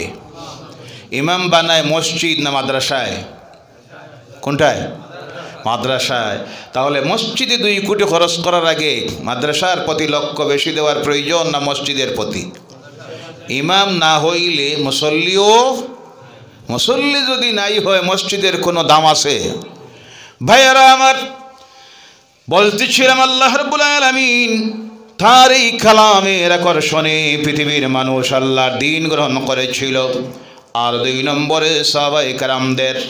এর জন্য আজকে ইসলামের দুশমন যারা, 2 নম্বরে তারা টার্গেট করেছে যে জিনিস, সেটা হলো আমাদের সমাজের যুব সমাজকে তারা ধ্বংস করে দেওয়ার জন্য হাতিয়ার করেছে সোশ্যাল মিডিয়া। আজকের আধুনিক বিজ্ঞানের প্রযুক্তির যুগে, বিজ্ঞানের যুগে প্রচারের সবচাইতে বড় মিডিয়া হলো প্রেস মিডিয়া, প্রচার মিডিয়া। প্রেস মিডিয়া সমস্ত তারা আজকে দখল করে নিয়েছে। নিয়ে তারা একদিকে ইসলামের বিরুদ্ধে অপপ্রচার করতেছে, আর একদিকে তাদের যে অপসংস্কৃতি, বেহায়াপনা, নির্লজ্জতা, ওয়েস্টার্ন সিভিলাইজেশন যাকে বলা হয়, তাদের সকল প্রকারের অপসংস্কৃতি তারা টেলিভিশন, ইন্টারনেট, স্যাটেলাইট, মোবাইলের মাধ্যমে দুনিয়ার মুসলমানদের ঘরে ঘরে পৌঁছাইয়ে দিতেছে। আর মুসলমান ছেলেরা, যুবক যুবতীরা ইসলামের জ্ঞান না থাকার কারণে ইসলাম থেকে সরে গিয়া এদের অপসংস্কৃতিকে তারা গ্রহণ করে করে ইসলাম থেকে দূরে সরে যাইতেছে। তারা দেখতেছে মুসলমানদের যুব সমাজকে যদি ইসলাম থেকে, ইমান থেকে, মসজিদ থেকে, মাদ্রাসা থেকে সরানি যায়, তাহলে এই জাতিকে ধ্বংস করতে আমাদের বেশি সময় লাগবে। আর যার কারণে আজ আমার যুব সমাজ, কিছু কিছু যুবকেরা আছে যারা একদিকে দেখা যায় একেবারে নিম্ন শ্রেণীর, নিম্ন কোয়ালিটির, যারা একেবারে গরিব শ্রেণীর, ইসলামেরও জ্ঞান নাই, কোরআনের জ্ঞান নাই তারা। আর আরেকটা শ্রেণী আছে যারা হায়ার এডুকেশন, বেশি ধনী শ্রেণী, বেশিরভাগ শহরাঞ্চলে ধনী পরিবার, অভিজাত পরিবার, তাদের ছেলেমেয়েরা ইসলামের জ্ঞানের কাছে না আসে। ইসলামের জ্ঞান না থাকার কারণে এদের অপসংস্কৃতিতে নিমজ্জিত হয়ে মুসলমান নামের এক একটা কলঙ্ক তৈরি হচ্ছে। মানব আকৃতিতে মানুষ দেখা যাইতেছে, আর চালচলনে জন্তু জানোয়ারের চাইতে নিকৃষ্ট হয়ে গেছে। আছে না নাই? 5 ওয়াক্তের নামাজ তো দূরের কথা, জুমার নামাজটা পর্যন্ত পড়ে না। আছে না নাই? জি, কথা বলবেন। বেশিরভাগ শহরাঞ্চলে আর গ্রামাঞ্চলে, গ্রামাঞ্চলের একেবারে প্রত্যন্ত এলাকা যেখানে জ্ঞানের আলো পৌঁছে নাই, দুনিয়ার খবরে তারা নাই, তারা হইল খাওয়া, সকাল হইলে এক চিন্তা, পেট ভরা আর খাওয়া, হালালে হোক হারামে হোক, তারা বুঝি আমরা দুনিয়া এসে খাওয়ার লাগিয়া, কিসের লাগি। আর শহরাঞ্চলে আছে যারা ইহুদি নেসারাদের কালচার, প্রতিবেশী অন্যান্য কিছু ধর্মাবলম্বী আছে, যাদের অপসংস্কৃতিকে দেখে দেখে তারাও তাতে নিমজ্জিত হয়ে ইসলামকে ভুলে যাইতেছে। আসে না নাই? হাবভাবে চালচলনে আপনি যদি দেখেন এক একটার চালচলন, হাবভাব, কাজকর্ম, আপনার নিজের লজ্জা লাগে যে এটা মুসলমানের ঘরের বাচ্চা, মুসলমানের ঘরের মেয়ে, না কোনো ইহুদি নেসারার ঘরের, না গুলার বাচ্চা, জন্তু জানোয়ারের বাচ্চা। বোঝা যায়নি না? না, আল্লাহ এদেরকে হেদায়ত করুক। সকলে বলেন আল্লাহুম্মা আমিন। ইসলাম সেই ধর্ম, কোরআন সেই ধর্মগ্রন্থ যার আকর্ষণে পৃথিবীর মানুষ আল্লাহ দিন গ্রহণ করলো। এই উদাহরণ আগেও দিয়েছি, আজকে আবার দিতেছি। কোরআন যখন নাজিল হওয়া শুরু হলো, আমার নবী রাত যখন হতো 3 ভাগ করে রাতকে 2 ভাগ ছেড়ে দিয়া আর 1 ভাগ নামাজের মধ্যে দাঁড়াইয়া কাটাইয়া দিতেন। বলেন সুবহানাল্লাহ। রাসূল নামাজ পড়তেন 6 ওয়াক্ত। কয় ওয়াক্ত? আওয়াজ করে বলেন কয় ওয়াক্ত? উম্মতের জন্য ফরজ কয় ওয়াক্ত? আমাদের জন্য রোজ কয় ওয়াক্তের নামাজ ফরজ? পড়বা? এই তো চিন্তায় পড়ছে, জানা আছে কয় ওয়াক্ত ফরজ পড়ার লাগে। কয় ওয়াক্ত? 5 ওয়াক্ত, সপ্তাহে 1 ওয়াক্ত। জি, এই চরিত্রের মুসলমান এখনো আছে না নাই? সামান্য পরিবর্তন আসতেছে না? আহারে ও মুসলমানেরা, একটাবার লক্ষ্য করো তোমার ভবিষ্যৎ, তোমার পরবর্তী প্রজন্মের ভবিষ্যৎ, তোমার অবস্থা। আর সারা পৃথিবীর দিকে একটাবার তাকাও, কি অবস্থা করতেছে ইহুদিরা, নাসারারা, আরও বিভিন্ন যারা এই সময়ে এখন পর্যন্ত আল্লাহর কুদরতের কদমটা চিনলাম না, 5টা ওয়াক্তের নামাজের আমল তৈরি করলাম না। এর কারণে আমি সেই দিন বলেছি, গতকালও বলেছি, দোয়া করি আমরা, এই দোয়া আল্লাহর দরবারে কবুল হয়। তার কারণ হলো বেনমাজির দোয়া আল্লাহর দরবারে কবুল হয় না। তার দোয়া দিয়ে আল্লাহ তার উপরে লানত মারেন। 95% যদি আমরা হই বেনমাজি, 5%-এর পাওয়ার বেশ না 95-এর পাওয়ার? জি, 95। 1 গড়ে দুষ করলে কত গড় মারে? 95 গড় অপরাধী, 5 গড় লগে শেষ। কথা ঠিক কি না? আল্লাহর ওয়াস্তে কড় জুড়ে অনুরোধ রাখি, ও মুসলমানেরা, মা বোনেরা, যুবক যুবতীরা, আল্লাহর ওয়াস্তে 5টা ওয়াক্তের নামাজি হয়ে যাও। খালিস দিলে তওবা করে আল্লাহর কুদরতের কদমে পড়ে আল্লাহর সাহায্য চাও, ইনশাআল্লাহ। বলেন ইনশাআল্লাহ। সেই সাহায্য, আল্লাহর সাহায্য নেমে আসবে। আর আল্লাহর সাহায্য নেমে আসলে এই পৃথিবীর ইতিহাস প্রমাণ করতেছে ফেরাউন বিদায় হয়ে গেছে। বলে সুবহানাল্লাহ। নমরুদ টিকে থাকতে পারে নাই, কারুন টিকে থাকতে পারে নাই, সাদ্দাত টিকে থাকতে পারে নাই। কত বড় বড় একটা মহাশক্তি ছিল, ক্ষমতার বলে, ধন সম্পদের বলে, জনবলে আল্লাহও দাবি করেছিল, কিন্তু আমার আল্লাহ রাব্বুল আলামিন তাদেরকে ছেড়ে দিয়েছিল। তাদের জুলুমের শেষ সীমায় গিয়ে যখন পৌঁছে গেল, আর আল্লাহর নবীরা, আল্লাহ বিশ্বাসীরা যখন আল্লাহর কাছে দোয়া করলেন ধৈর্য ধারণ করে, সঙ্গে সঙ্গে আল্লাহকে রিজাল্ট দেয়। আল্লাহ জানাইয়া দিতেছেন, কাম মিন ফিয়াতিন কালিলাতিন গালাবাত ফিআতান কাসীরাতান বিইজনিল্লাহ ওয়াল্লাহু মা'আস সাবিরিন। বলো আল্লাহু আকবার। কোন কোন সময় আমি আল্লাহ ধৈর্যশীল যারা হয়, ওই ধৈর্যশীল যারা যদি সংখ্যায় কম হয়, আমি আল্লাহ তাদেরকে বিরাট সংখ্যকের উপরে বিজয়ী বানাইয়া দেই। সুবহানাল্লাহ। ও মুসলমানেরা, নামাজ পড়ো, 5টা ওয়াক্তের নামাজি হয়ে যাও, আল্লাহর কাছে নামাজ পড়ে খালিস দিলে তওবা করো। এই সময়েও যদি আমরা আল্লাহর কদম না চিনি, তাহলে আমাদের ভবিষ্যৎ অন্ধকার। আমাদের ভবিষ্যৎ আমরা নিজে বুঝতে পারতেছি না আমাদের ভবিষ্যৎ কি। হেফাজত করার মালিক কে? জোরে বলেন কে? বাসানির মালিক কে? বাসানির রাস্তা বাইর করে দেওয়ার মালিক কে? রিজেকের মালিক কে? আল্লাহ জানাইয়া দিতেছেন, বাসানির রাস্তা আমি বাইর করে দিব কাদেরকে, রিজেক দিব কাদেরকে। শোনো, ওয়ামান ইয়াত্তাকিল্লাহা ইয়াজআল লাহু মাখরাজা ওয়া ইয়ারযুকুহু মিন হাইসু লা ইয়াহতাসিব। বলো আল্লাহু আকবার। মুত্তাকি যারা হয়ে যাবে, আল্লাহ বিরু যারা হয়ে যাবে, পরহেজগার যারা হয়ে যাবে, তাদেরকে আমি আল্লাহ বাসার রাস্তা বাইর করে দিব। সুবহানাল্লাহ। শুধু বাসার রাস্তা বাইর করে দিব তা নয়, আমি আল্লাহ তাদের রিজেকেরও ব্যবস্থা করে দিব। সুবহানাল্লাহ বলেন। ভাইয়েরা আমার,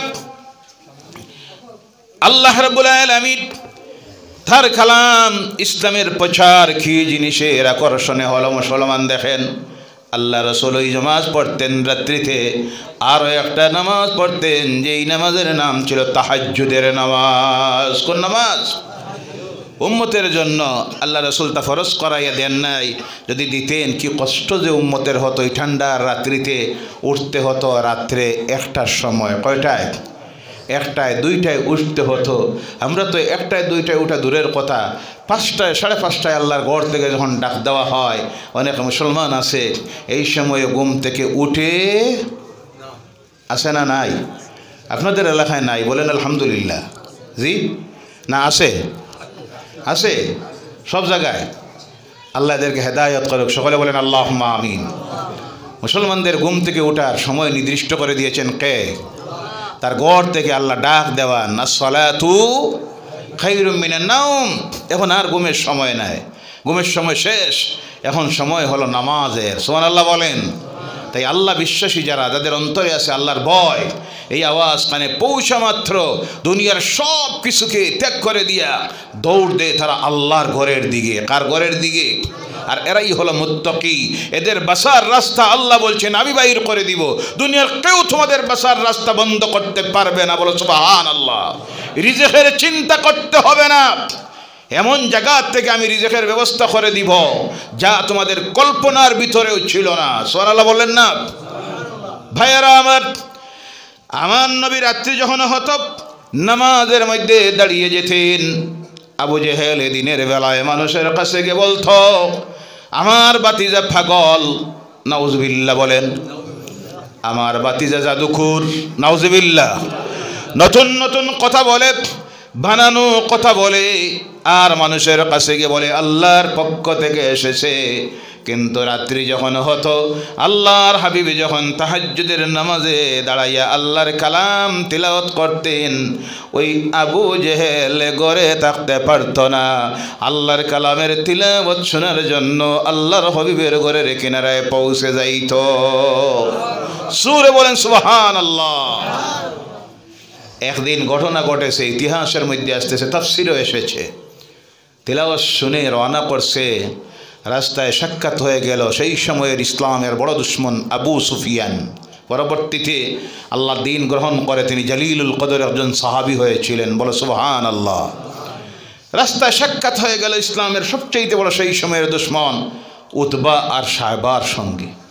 4 জনে একজন আরেকজনের সঙ্গে যখন সাক্ষাৎ হলো, লজ্জা পায়, শরম পায়। আমরা দিনের বেলায় বিরোধিতা করি, সমালোচনা করি, আর রায় তুলে আমরা নিজে যে আই গেলাম, মানুষ শুনলে হইতো কি। প্রতিজ্ঞা করলো, যা হওয়ার হয়ে গেছে, আগামী কল্য থেকে আর কেউ আসবো। চলে গেছে ঘরে, ভগবানের নামে প্রতিজ্ঞা করে চলে গেছে। পরের রাত্রি হয়েছে, আল্লাহ রসুল তিলাওয়াত শুরু করেছেন। আবু জেহেল আর ঘরে বসে থাকতে পারে না আল্লাহর কালামের তিলাওয়াতের আকর্ষণে। সুবহানাল্লাহ। রওনা করে দিয়েছে। উতবা ঘরে বসে থাকতে পারে না, সাহাবাও থাকতে পারে না, আবু সুফিয়ান থাকতে পারে না। 4 জন আলাদা আলাদা যার যার ঘর থেকে রাস্তায় চলে গেছে আল্লাহর হাবিবের ঘরে। আল্লাহর হাবিব যতক্ষণ তিলাওয়াত করলেন, দাঁড়িয়ে তিলাওয়াত শুনলো, কারণ তারা অর্থ বুঝতেছে, তাদেরও মাতৃভাষা হলো আরবি। আমরা তো বুঝি না, যার কারণে মজা লাগে না। ইমাম একটু লম্বা যদি নামাজে তিলাওয়াত করে দেয়, অনেক আছে পিছন দিক থেকে গলা দিয়ে আওয়াজ দেয়, ইমাম সাহেব, মানে ইমামরে সিগন্যাল দেয় নামাজ নাম্বা হয়ে যায়, তাড়াতাড়ি শেষ করেন। এমন বেয়াদব আছে না নাই? ইমামরে সতর্ক করার জন্য কেউ যদি এমন আওয়াজ দেয়, তার নামাজ শেষ। ইমাম তোমার বাপের রাখা গোলাম নাই। এই মহল্লার সবচেয়ে বড় নেতৃত্ব দেওয়ার অধিকার কার? সর্দার কে? মহল্লার সবচেয়ে সম্মানিত ব্যক্তি কে? না না, মসজিদের প্রেসিডেন্ট সাহেব, জি সেক্রেটারি সাহেব, মতওয়াল্লি সাহেব। এলো বেয়াদব মতওয়াল্লি আছে, সেক্রেটারি আসে, ইমাম সাহেব আপনি চিনুন না, আমি মসজিদের প্রেসিডেন্ট। তুমি প্রেসিডেন্ট হইলে আমার হয়েছে কি? এই মহল্লার সবচেয়ে সম্মানিত ব্যক্তি কে? মসজিদের ইমাম। সুবহানাল্লাহ বলেন। কারণ এই ইমামতির দায়িত্ব যিনি পৃথিবীতে আদায় করে গেছেন, তিনি হলেন বিশ্ব নবী, নূরের নবী, আখির জামানার নবী মুহাম্মদুর রাসূলুল্লাহ সাল্লাল্লাহু আলাইহি ওয়াসাল্লাম। ইমামদেরকে সম্মান দিবেন, ইজ্জত করবেন। এদেরকে অবহেলা করলে আল্লাহ রসুলকে অবহেলা করা হয়ে যায়, বেইজ্জত করলে আল্লাহ রসুলের প্রতি বেয়াদবি হয়ে যায়। বলে সুবহানাল্লাহ। ভাইয়েরা আমার, এবার 4 জন যখন রসুল তিলাওয়াত শেষ করেছেন, রওনা করেছে, আর রাস্তায় একজন আর একজনের সঙ্গে সাক্ষাৎ হয়ে গেল। জিজ্ঞাসা করে, আবু জেহেল গতকালকের প্রতিজ্ঞা গেল কোথায়? আবু জেহেল বলে, ও আবু সুফিয়ান, ও উতবা সাহেব, কথা লুকাইয়া লাভ নাই। যখন মুহাম্মদ আমার বাতিজার তিলাওয়াতের আওয়াজ আমার কানের মধ্যে গিয়ে পৌঁছে, আমি একটা সেকেন্ড ঘরে টিকে থাকতে পারি না।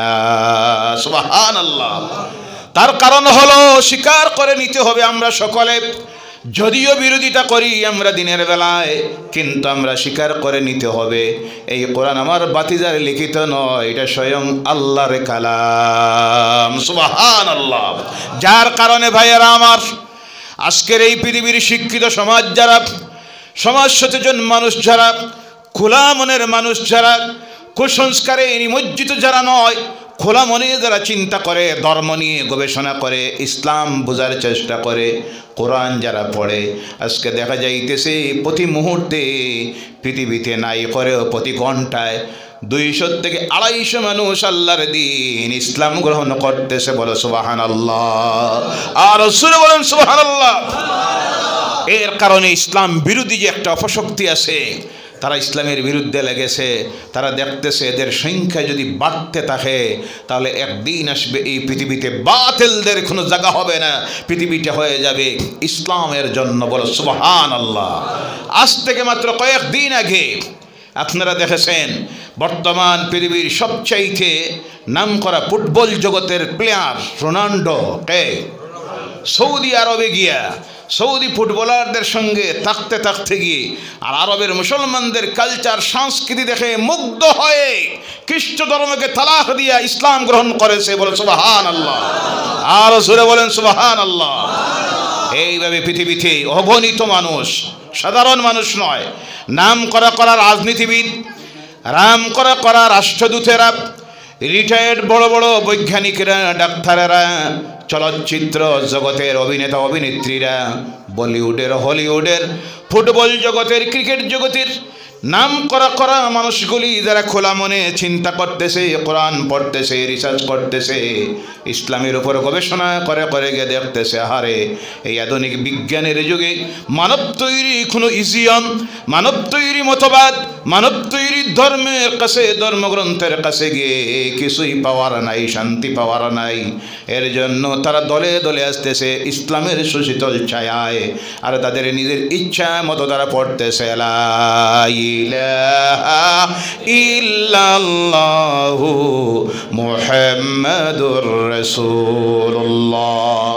এর কারণে একটা সমীক্ষায় দেখা গিয়েছে ইউরোপ আমেরিকার বুকে এক সময় ছিল মুসলমানরা সংখ্যালঘু, আজও তারা সংখ্যালঘু, কিন্তু তাদের দেশের একটা সমীক্ষা রিপোর্ট বাইরে করেছে, যে সমীক্ষা রিপোর্ট বলতেছে যেই হারে শিক্ষিত সমাজ ইসলাম গ্রহণ করতেছে স্বইচ্ছায়, এইভাবে যদি চলতে থাকে ইউরোপ আমেরিকার বুকে 2030 ইংরেজি নাগাদ মুসলমানরা হয়ে যাবে সংখ্যাগরিষ্ঠ জাতি। সুবহানাল্লাহ। এর জন্য পৃথিবীর ইহুদি নাসারা, খ্রিস্টানেরা উঠে পড়ে লেগেছে মুসলমানদের পিছনে, আর তখন তারা যে পলিসিটাকে প্রয়োগ করতেছে সেটা হলো ডিভাইডের রুল। কোনটা? এরারে বাটি বাটি আলাদা করে দেয়, শেষ হয়ে যাইব তারা। তখন তারা রাজনীতির অঙ্গনে মুসলমানদেরকে ভাগ করতেছে, আর ধর্মীয় অঙ্গনে বিভিন্ন ফাইন্যান্স করে বিভিন্ন নতুন ধর্মীয় সংগঠন মুসলমানের নামে তৈরি করে মুসলমান জাতিকে ধ্বংস করার চেষ্টা করতেছে, যার জ্বলন্ত প্রমাণ আলহামদুলিল্লাহ আমাদের দেশে এখনও ওই ভাইরাসটা আসে নাই। বাংলাদেশে অনেক সময় আপনারা দেখেন মাঝে একটা বাইর হয়ে কইছে নামাজ জোরের 4 রাকাত, নাউজুবিল্লাহ কইলা না? এর আগে কইছে তেরাবি 8 রাকাত, নাউজুবিল্লাহ নাই? জোর নামাজ কয় 4 রাকাত, মাগরিব 3 রাকাত, এশার 4 রাকাত, উতির কয়, এত উতির বলতে কোনো নামাজই নাই, নাউজুবিল্লাহ বলেন? ফজরের 2 রাকাত, বাকি যা আমরা যে পড়ি এর মধ্যে কোনো মতভেদ আছে? হানাফি মজহব আমরা যারা মানি, জামিয়াত উলামায়ে হিন্দ, নাদওয়াতুত তাহমিদ, তাবলিগি জামাত, আহলে সুন্নাতুল জামাত, যারা সব হলো হানাফি মজহবের মানুষ, এই নামাজ নিয়ে কোনো বিতর্ক আছে? ফরজ নিয়ে কোনো বিতর্ক আছে? হারাম নিয়ে কোনো বিতর্ক আছে? হালাল নিয়ে কোনো বিতর্ক আছে? নাই। কিন্তু তারা আজকে নতুন নতুন এমন কথাগুলি বাহির করে মুসলমানদের মধ্যে বিভেদ তৈরি করতেছে। খুঁজাইয়া গিয়ে দেখা যায় সবগুলির পিছনে ফাইন্যান্স করতেছে ইহুদিয়ার খ্রিস্টান মিশনারিরা। কথা ঠিক কিনা? এই সময় আমাদের সতর্ক হওয়ার প্রয়োজন। আমাদেরকে যারা ডিভাইডের রুল প্রয়োগ করে দলে দলে বিভক্ত করতে চায়, তাদের সকল ষড়যন্ত্র থেকে আমরা বাইর হয়ে এসে রাজনীতির অঙ্গনে এবং ধর্মীয় অঙ্গনে ঐক্যবদ্ধ একটা জাতি যদি তৈরি না করতে পারি, আমাদের ভবিষ্যৎ অন্ধকার। কথা বোঝা যাক? আল্লাহ যেন সঠিকভাবে বোঝার তৌফিক দেয়। সকলে বলেন আল্লাহুম্মা আমিন। আল্লাহ রাসূল সাল্লাল্লাহু আলাইহি সাল্লাম তেলাওয়াত করেন, হজের সময় এসে গেছে, কোরআনের আকর্ষণে আল্লাহর দ্বীন কিভাবে প্রচারিত হলো। আল্লাহ রাসূল তেলাওয়াত করেন একা একা। আবু জেহেল দেখলো হজের সময় এসে গেছে, পৃথিবীর বিভিন্ন প্রান্ত থেকে মানুষ আসবে, এসে যখন আমার বাতিজার এত সুন্দর তেলাওয়াত শুনবে, কথাগুলি বুঝবে, আরব জাহানের যারা চিন্তায় পড়ছে আল্লাহর দ্বীন গ্রহণ করে নেবে। বলেন সুবহানাল্লাহ। তখন বন্ধ করার জন্য যে ব্যবস্থা নিল, ইসলামের যত বিরোধিতা করা হয়, কোরআনের যত বিরোধিতা করা হয়, তত ইসলামের লাভ হয়, কোরআনের লাভ হয়। বলেন সুবহানাল্লাহ। এর জ্বলন্ত প্রমাণ আপনারা, আমি দিতে গেলে অসুবিধা আছে, আপনারা মিলাইয়া নিয়ে দেখবেন পৃথিবীর বিভিন্ন প্রান্তে যেখানে তারা যত বিরোধিতা করেছে তত ইসলামের লাভ হয়েছে। যার জ্বলন্ত প্রমাণ আজকের আফগানিস্তান। সুবহানাল্লাহ। আরো জোরে বলেন সুবহানাল্লাহ। ভাইরা আমার, আল্লাহ রাসূল সাল্লাল্লাহু আলাইহি সাল্লাম একাকী আল্লাহর দ্বীনের দাওয়াত দেওয়া সম্ভব ছিল না। আল্লাহ বলেন আমি যে ওয়াদা দিয়েছি আমার হাবিবি তোমাকে তো আমি জানাইয়া দিয়েছি, ইউরিদুনা লিইউতফিউ নূরাল্লাহি বিআফওয়াহিহিম ওয়াল্লাহু মুতিম্মু নূরিহি ওয়ালাউ কারিহাল কাফিরুন। বলে আল্লাহু আকবার। তারা মুখ দিয়ে ইচ্ছা করতেছে, তারা তাদের মুখের ফু দিয়ে ইসলামের আলোকে, আপনার আলোকে, কোরআনের আলোকে নিভিয়ে দেওয়ার জন্য, কিন্তু তারা নিভাতে পারবে না। আমি ইসলামের আলোকে, কোরআনের আলোকে আপনার সম্মানকে আমি আল্লাহ আরো বাড়াইয়া দিতে থাকব। এতে অকৃতজ্ঞদের যায় গায়ে যত জ্বালা যন্ত্রণা হোক, আল্লাহর অসুবিধা নাই। বলো সুবহানাল্লাহ। এখানে একটা শব্দ এসেছে কাফিরুন। আমাদের অনেক অন্যান্য ধর্মাবলম্বী ভাইয়েরা আছেন, তারা অনেক সময় শব্দগুলির অর্থ না বুঝে সমালোচনা করেন যে কোরআনে আমাদেরকে গালি দেওয়া হয়েছে, বলা হয়নি না। না, আসলে কোরআন কাউকে গালি দেয়, আমার নবী জীবনে কাউকে গালি দেন নাই, ইসলাম সেটা শিক্ষা দেয় না। ইসলামে তো গালি দেওয়া হারাম করা হয়েছে, গুনাহ কবিরা বলা হয়েছে। বলে সুবহানাল্লাহ। এমন নবী তিনি, যিনি জীবনে কাউকে গালি দেন নাই, মারেন নাই, রাগ করে কথা বলেন নাই, চোখ লাল করে কথা বলেন নাই, কারোর দিকে আঙ্গুল তুলে জীবনে যিনি কথা বলেন নাই, তিনি হলেন মুহাম্মদুর রাসূলুল্লাহ সাল্লাল্লাহু আলাইহি সাল্লাম। আরবি পরিভাষায় যারা ইসলাম ধর্ম গ্রহণ করে নেয়, আল্লাহকে বিশ্বাস করে, তার রাসূলের প্রতি বিশ্বাস করে, তাদেরকে কোরআনের পরিভাষায় বলা হয় মুমিন অথবা মুসলমান। কি বলা হয়? মুসলমান। আর যারা আল্লাহকে বিশ্বাস করে না অথবা বিশ্বাস করে পরবর্তীতে অন্যান্য উপাস্য বানিয়ে আল্লাহর সঙ্গে শরীক করে, তাদেরকে কোরআনের পরিভাষায় বলা হয় মুশরিকিন। এটা কোনো গালি নয়, এটা হলো পরিচয় দেওয়া। কি দেওয়া? যারা আল্লাহর নিয়ামতকে দেওয়া নিয়ামতগুলি বুক করে আল্লাহর শুকরিয়া আদায় করে না, অকৃতজ্ঞ হয়, তাদেরকে কোরআনের ভাষায় বলা হয় কাফিরুন। এটা কোনো গালি নয়, গালির শব্দ নয়, এটা হলো পরিচিতি। অকৃতজ্ঞ যারা, তাদেরকে বলা হয় কাফিরুন। যারা অংশীক শরীক করে তাদেরকে বলা হয় মুশরিকিন। যারা আল্লাহ তার রাসূলকে মেনে নেয় তাদেরকে বলা হয় মুসলিমিন। কি বলা হয়? এটা কোনো গালি নয়। অনেকে না বুঝে অনেক সময় বলা হয় কোরআনে আমাদেরকে গালি দেওয়া হয়েছে। কোরআন কাউকে গালি দেয় নাই। কোরআন এসেছে মানুষকে আলো দেখানোর জন্য, আলোর রাস্তায় নেওয়ার জন্য।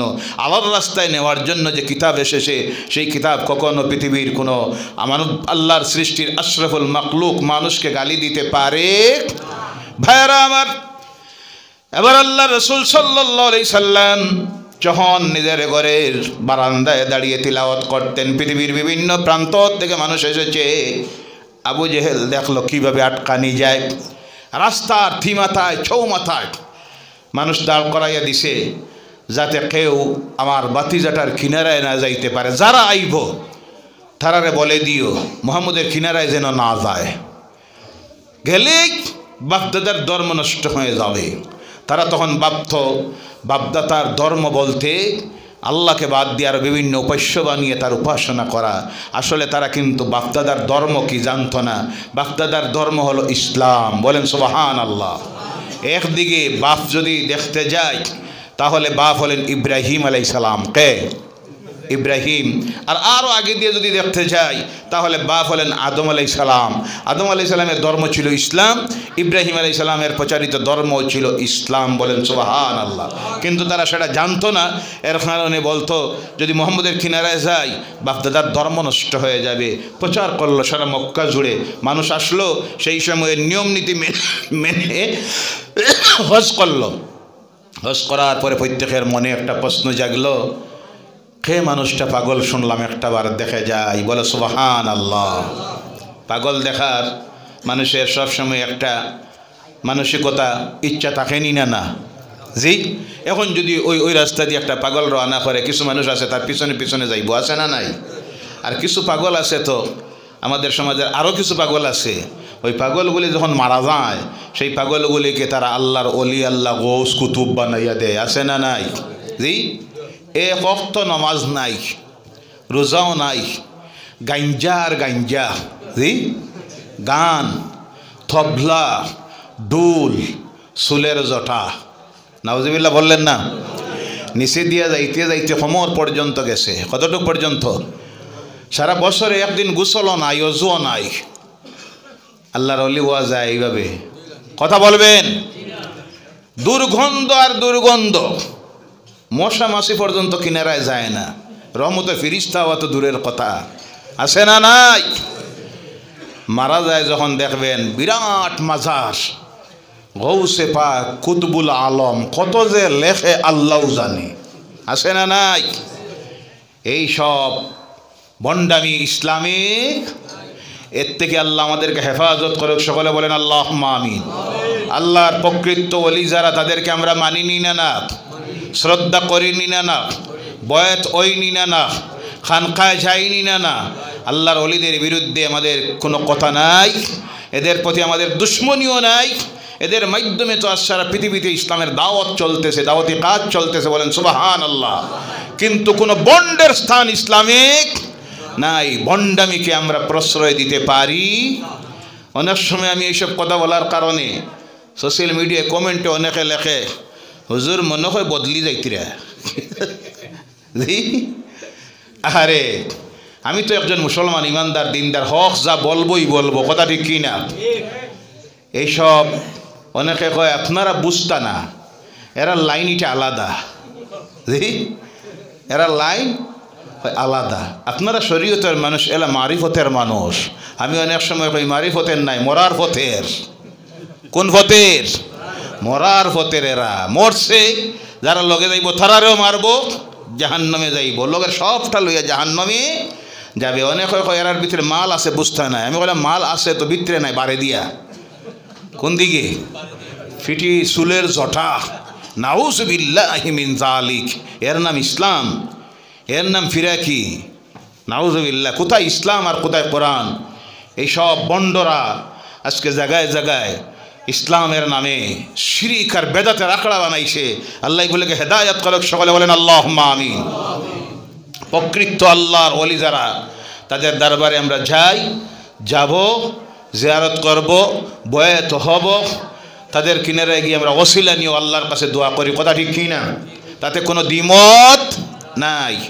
আল্লাহ রসুল সাল্লাল্লাহু আলাইহি সাল্লাম তিলাওয়াত করতেছেন, সামনে গিয়ে হাজার হাজার মানুষ দাঁড়াইয়া গেছে। শুনলাম পাগল। এই মানুষটা তো পাগল হতে পারে না। চেহারার দিকে যখন তাকায় অবাক হয়ে যায়, মানুষ কি তো সুন্দর হতে পারে? যার চেহারার দিকে চাইলে, আকাশের পূর্ণিমার চাঁদের দিকে চাইলে দেখা যায় আকাশের পূর্ণিমার চাঁদ আমার নবীর সৌন্দর্যতার কাছে হার মানাবে। সুবহানাল্লাহ। কারণ আল্লাহ নূরের তৈরি। কিসের তৈরি? আল্লাহ নূরের তৈরি। কেমন সৌন্দর্যতা আল্লাহ এই নূরের মধ্যে দিয়েছিল। মা আয়েশা সিদ্দিকা রাদিয়াল্লাহু তাআলা আনহা বলছেন, আমার ঘরে কোনো সময় এমন হতো বাতি জ্বালানির কোনো ব্যবস্থা থাকতো না। অন্ধকার রাত্রি, ঘর অন্ধকার হয়ে গেছে, আমার হাতের সুই পড়ে গেছে ঘরের মধ্যে কাপড় সেলাই করতে গিয়া। এই সময় আল্লাহ রসুল ঘরে এসে ঢুকলেন। আমি বলতাম, ইয়া রাসূলুল্লাহি, একটা বার আপনি মুস্কি হাসি দিন। আমার রসুল কোনোদিন উচ্চ কণ্ঠে আওয়াজ দিয়ে হাসতেন না। যখন হাসতেন, মুস্কি হাসি দিতেন, সামনের দুইটা দান উপরের নিচের বাইর হতো। মা আয়েশা বলছেন, আল্লাহ রসুল তখন মুস্কি হাসি দেওয়া মাত্র ওই সামনের দান থেকে নূরের ঝলক যখন বাইর হতো, গোটা ঘর আলোকিত হয়ে যাইত। আর আমি আমার হারানো সুইটা খুঁজাইয়া বাইরে করে নিতাম। সেই সৌন্দর্যতা আল্লাহ পাক আমার রসুলের চেহারায় দিয়েছিল। তারা চেহারার দিকে তাকায় আর চিন্তা করে, এই মানুষ তো পাগল নয়। আল্লাহর রসুলের চুল মুবারকের দিকে তাকায়, এত সুন্দর করে চুল রাখতেন, সব কাটিয়া উফরে তোলা। আরে কথা কই না? আমার রসুল জীবনে এইভাবে চুল রাখছেন। কথা বলেন, কোন মুসলমানের এইভাবে চুল হইতে পারে? যারা রাখে তারা ইহুদিদের খরিদ করা গোলাম। কথা ঠিক কিনা? তারা ফলো করতেছে ওই ইহুদি নাসারা মুশরিকদের কালচারকে। তোমার আমার ফলো করতে হবে, প্রত্যেকটা কাজ করতে চিন্তা করতে হবে, এই দুনিয়া আমার চিরস্থায়ী জীবন নয়। এখানে আমি আজকে আসি, 2 দিন বাদে চলে যেতে হবে কবরে, আর উঠতে হবে আল্লাহর সামনে হাসরের ময়দানে। দুনিয়ায় যা করতেছি জবাব দিতে হবে কার কাছে? এই বিশ্বাস আছে না নাই? এই বিশ্বাস রাখতে হবে। এই বিশ্বাস যদি না থাকে, যাদের নাই, তারা দুনিয়ায় যেমন ইচ্ছা তেমন চলে, কারণ তারা জানে মরব, কবরে যাই আর শ্মশানে যাই, আমার জীবনের পরিসমাপ্তি, আমি উঠতেও হবে না, যাইতেও হবে না, জবাবও দিতে হবে না।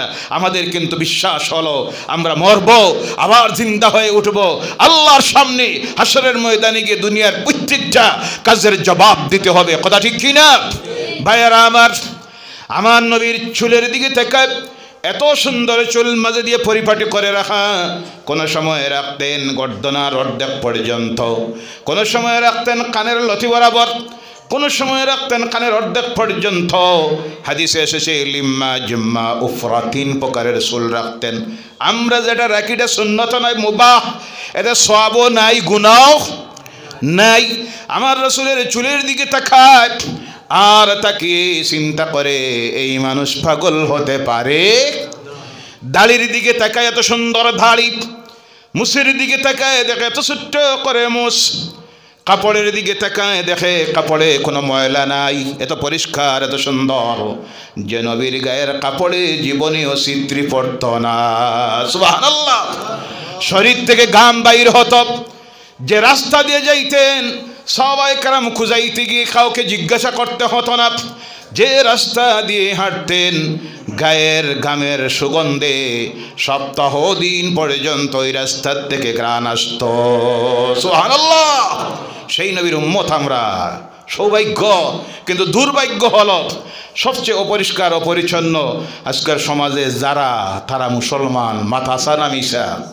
শহরে আপনি যদি কোনো গলি দিয়ে ঢুকেন, করিমগঞ্জ শহর না, করিমগঞ্জ কয়ের আবার গুনাহ নিয়ে হয়, জি আচ্ছা যাই হোক, এই বিভিন্ন শহর আছে যেখানে আপনি কোনো গলি দিয়ে ঢুকলেই বোঝা যায় এই গলিতে মুসলমান আছে। কথা ঠিক কি না? রাস্তায় পরিচয় পাওয়া যায়, ড্রেইনে পরিচয় পাওয়া যায়। আবর্জনা কিছু আছে তো বাড়ির সব আবর্জনা রাস্তায় ফেলায়, আছে না নাই? নাউজুবিল্লাহি মিন যালিক। ইসলাম বলছে রাস্তায় যদি একটা কাঁটা থাকে তুমি সরাও, অন্য কারোর অসুবিধা হয়ে যাইতে পারে, এই নিয়তে যদি তুমি এটা না সরাও তুমি প্রকৃত ইমানদার হতে পারো নাই। এটা ইমানের শাখা, বলো সুবহানাল্লাহ। আর আল্লাহ ভালোবাসেন তাদেরকে, ইন্নাল্লাহা ইউহিব্বুল মুতাতাহহিরিন, আল্লাহ সবচেয়ে ভালোবাসেন পরিষ্কার পরিচ্ছন্ন যারা থাকে। হাদিসে আসতেছে আত-তুহুরু নিসফুল ঈমান, পরিষ্কার পরিচ্ছন্নতা হচ্ছে ইমানের অর্ধেক। কিসের অর্ধেক? ইমানের অর্ধেক। যত সময় আপনার মধ্যে পরিষ্কার পরিচ্ছন্নতা আসবে না, হাতের নৌখে, দাঁতে, দাড়িতে, মুছে, গায়ের কাপড়ে, বিছনায়, রাস্তায়, সর্বত্র, তত সময় আপনি মুমিন হতে পারবেন। এক মুসলমানের অবস্থা যদি দেখেন আপনি, অন্য ধর্মের ভাইয়েরা মানুষেরা ঘৃণা করে রেলওয়ে স্টেশনে, ট্রেনে, দাঁতে ময়লা, কাপড়ে ময়লা, নখের খবর নাই, চুলের খবর নাই, জি আসে না নাই? কারণ এই পরিষ্কার পরিচ্ছন্নতা আসার জন্য তো ইসলাম ফরজ করেছে 5 ওয়াক্তের নামাজ। নামাজি যদি হয়ে যায় তার নখের প্রতি লক্ষ্য রাখবে, ময়লা থাকলে ওযু হবে না, গোসল হবে না, দাঁতের প্রতি লক্ষ্য রাখবে, মিসওয়াক করবে, গায়ের কাপড়ে দেখবে দুর্গন্ধ যদি থাকে, মসজিদে ঢুকলে অন্যের অসুবিধা হবে, এই কাপড় দিয়ে নামাজ হবে না। নামাজ এসেছে তোমাকে পরিষ্কার পরিচ্ছন্নতার পাঠ দেওয়ার জন্য, বলে সুবহানাল্লাহ।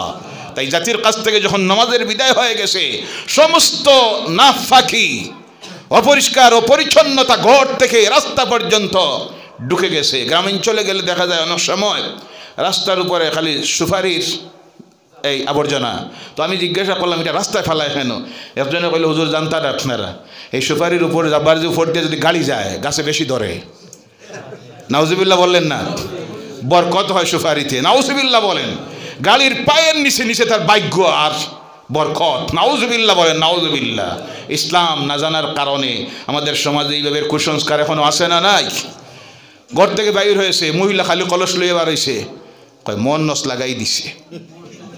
কি লাগাই দিছে? মন্নস। আরবিতে মন্নস শব্দের অর্থ হলো মহিলা। কোনটা? মহিলা। মহিলা লাগাইলো কই? খালি কলস দেখে বার হইলেও বেড়া লাগে। নাউজুবিল্লাহ বলেন। এই কলসের ভিতরে তোমার ভাগ্য। বাদবালা ফরার মালিককে, খাইরিহি ওয়া শাররিহি মিনাল্লাহি তাআলা, বলে সুবহানাল্লাহ। আমার জীবনের বাদ বালা, খারাপ ভালো সব হওয়া নির্ভর করতেছে কার হাতে? তার ভাগ্যকে ঢুকছে মহিলার কলসে। নাউজুবিল্লাহি মিন যালিক। আয়রে মুসলমান, কি পরিমাণ কুসংস্কার এখনো নিমজ্জিত ইসলাম না জানার কারণে। আল্লাহ রসুলের দাড়ির দিকে তাকায়, চুলের দিকে তাকায়, কাপড়ের দিকে তাকায়, অবাক হয়ে যায়। ববে এই মানুষ পাগল হতে পারেন নাই। শুনলাম নতুন নতুন কথা বলেন, কি কথা বলে একটা বার শুনে দেখি। এবার আমার রসুল আল্লাহ নবী কোরআনুল কারীমের সৌন্দর্যতা যে সূরাকে বলা হয়েছে, হার বলা হয়েছে, অলংকার বলা হয়েছে, সেই সূরাতুর রহমান তাদের সামনে তিলাওয়াত শুরু করলেন। যাদের জানা আছে পড়ুন, বিসমিল্লাহির রহমানির রহিম। আর রহমান আল্লামাল কুরআন খালাকাল ইনসান আল্লামাহুল বায়ান। এইভাবে তিলাওয়াত করে করে আল্লাহ রাসূল যাচ্ছেন আর এক একটা আয়াতের পর তিলাওয়াত করতেছেন। ফাবিআই আলাই রাব্বিকুমা তুকাযযিবান।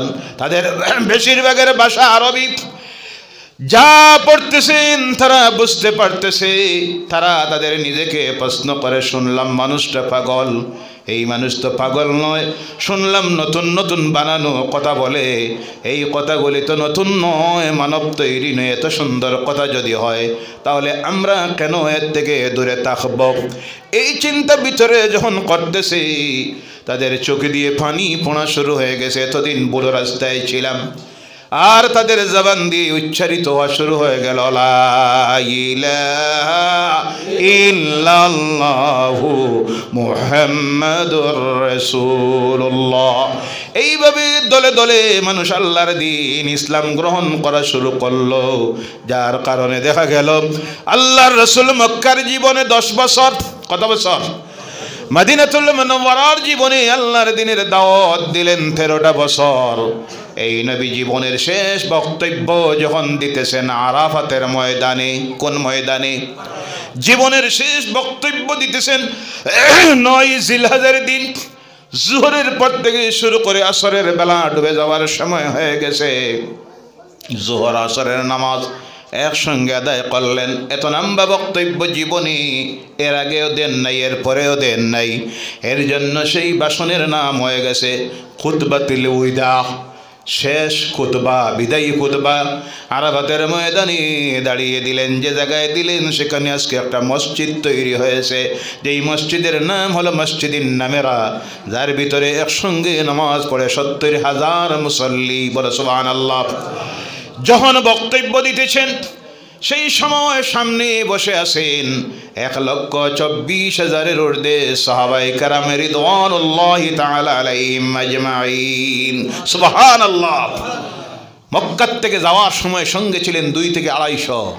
12 বছর পরে আরাফাতের ময়দানে দাঁড়িয়ে যখন ভাষণ দিতেছেন, সামনে 1,24,000-এর ঊর্ধ্বে। সুবহানাল্লাহ। নাই তরবার দেখাইয়া, জি তরবারের জোরে মারিয়া দরিয়া, ধর্মান্তরিত করিয়া, ডট দেখাইয়া, ভয় দেখাইয়া, আদর্শ দিয়ে, তরবার দিয়ে নয়, কোরআনের আকর্ষণে আর চরিত্রের আদর্শে, চরিত্র দেখে পৃথিবীর পথহারা মানুষ গুমরাহির রাস্তা থেকে হেদায়েতে চলে এসেছে। বলে সুবহানাল্লাহ। আল্লাহ তো এর জন্য বলছেন, এই কোরআন দিয়েছি অন্ধকার থেকে আলোর দিকে মানুষকে টেনে বাহির করে আনার জন্য।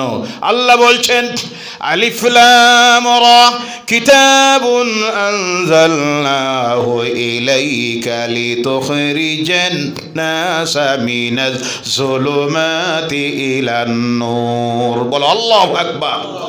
কিতাবুন আনজালনাহু ইলাইক, আপনার প্রতি কিতাবকে নাজিল করা হয়েছে লিতুখরিজান নাসা মিনাজ যুলুমাতি ইলান নূর, মানুষকে অন্ধকার থেকে আলোর দিকে টেনে টেনে বাহির করে আনার জন্য। যখন তেলাওয়াত করতেন, পথহারা মানুষ অন্ধকার থেকে, গুমরাহির থেকে, শিরকত থেকে, কুফরিয়ত থেকে, বিদআত থেকে বাইর হয়ে ইসলামের সুশীতল ছায়া এসে আশ্রয় নিত। বলো সুবহানাল্লাহ। ও আমার ভাইয়েরা মুসলমানরা, তাই আজকের এই পৃথিবীতে তারা আল্লাহর কালাম কোরআনকে বন্ধ করে দেওয়ার চেষ্টা যখন করতেছে, তার প্রতিরোধ করা আমাদের জন্য ফরজ হয়ে গেছে, আমাদের জন্য ফরজ হয়ে গেছে।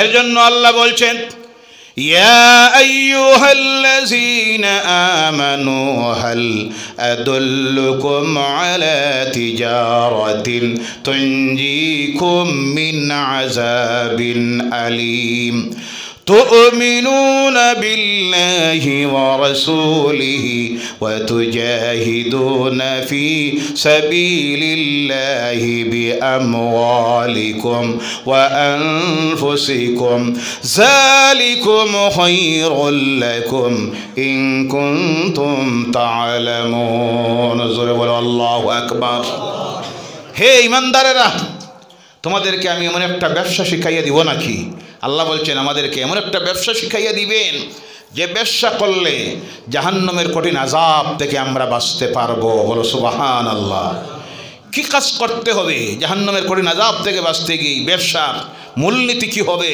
আল্লাহ বলছেন তুমিনুনা বিল্লাহ ওয়া রাসূল আল্লাহ আল্লাহ রাসূলের প্রতি তোমরা বিশ্বাস স্থাপন করতে হবে ওয়া তুজাহিদুনা ফি সাবিলিল্লাহ আল্লাহর রাস্তায় সংগ্রাম করতে হবে আল্লাহর রাস্তায় জিহাদ করতে হবে কি করতে হবে কি করতে হবে আওয়াজ করে বলেন না কি করতে হবে জিহাদ বলতে ভয় পাচ্ছেন আর আমাদের অন্যান্য ধর্মাবলম্বী ভাই বোনেরা আছেন যারা জিহাদ শুনতে গিয়ে ভয় পান জিহাদের সঠিক অর্থ না বুঝার না জানার কারণে জিহাদ অর্থ অন্য ধর্মের মানুষ মারার নাম জিহাদ নয় অন্যের ধর্মীয় স্থানে আঘাত করার নাম জিহাদ নয় অন্যের প্রতিমা উপাস্য যারা আছে তাদেরকে অবমাননা করা ভাঙ্গার নাম জিহাদ এর নাম হলো সন্ত্রাস এর নাম ইসলামে সন্ত্রাসের কোনো জায়গা সন্ত্রাসীদের কোনো জায়গা ইসলামে ইসলাম এসেছিল সন্ত্রাসীদেরকে পৃথিবীর থেকে নির্মূল করে দেওয়ার জন্য যার কারণে মক্কা বিজয় যেদিন হলো আল্লাহর রাসূল মক্কার নাম করা 14টা সন্ত্রাসবাদী কতটা গোটা মক্কার মানুষকে মাফ করে দিলেন 14টার নাম ধরে জানাই দিলেন এগুলি যেখানে পাও ধরো আর হত্যা করো কারণ সবগুলি ছিল মক্কার নাম করা সন্ত্রাসবাদী কারণ সন্ত্রাসীরা যদি মক্কায় থাকে মক্কায় শান্তি আসবে তাই সন্ত্রাসীদেরকে নির্মূল করার জন্য এসেছে ইসলাম ইসলাম সন্ত্রাসবাদ তৈরি করে না ইসলাম সন্ত্রাসবাদকে পছন্দ করে না কথায় কথা এসেছে আজ বাংলাদেশে সোশ্যাল মিডিয়ায় আমরা দেখতেছি সত্য মিথ্যা জানি না সত্য হতে পারে মিথ্যাও আমরা তো সচক্ষে দেখি নাই দেখতেছি সেখানের বাংলাদেশের সংখ্যালঘু আমাদের ভাই বোনেরা সনাতন ধর্মাবলম্বী হিন্দু ভাইদের বোনদের উপরে নাকি কিছু মানুষ সেখানে অত্যাচার করতেছে জুলুম করতেছে তাদের বাড়িঘর ভাঙচুর করতেছে অগ্নিসংযোগ করতেছে মন্দির ভাঙতেছে প্রতিমা ভাঙতেছে যদি সেটা সত্য হয় আজকে ভারতের মুসলমান করিমগঞ্জ জেলার মুসলমান আজকের এই মাহফিল থেকে আমরা তার তীব্র নিন্দা এবং প্রতিবাদ জানাই কথা ঠিক কিনা কথা বলেন কথা ঠিক কিনা কারণ ইসলাম এই সব করার অনুমতি দেয় নাই ইসলামে এই সব নাই যারা করতেছে তারা মুসলমান নয় মুসলমান নামদারি ধর্মীয় উদ্মা দ্বারা মুসলমানের লিবাস ধারণ করে তাদের ব্যক্তির স্বার্থ আদায় করার জন্য ইসলামকে কলঙ্কিত করার জন্য বিশ্ব মুসলমানকে লজ্জিত করার জন্য হতে পারে তারা এই সব করতেছে আমরা এর তীব্র নিন্দা জানাই এবং আমাদের দেশের সরকারের মাধ্যমে সেই দেশের তত্ত্বাবধায়ক সরকারের কাছে আমরা দাবি জানাই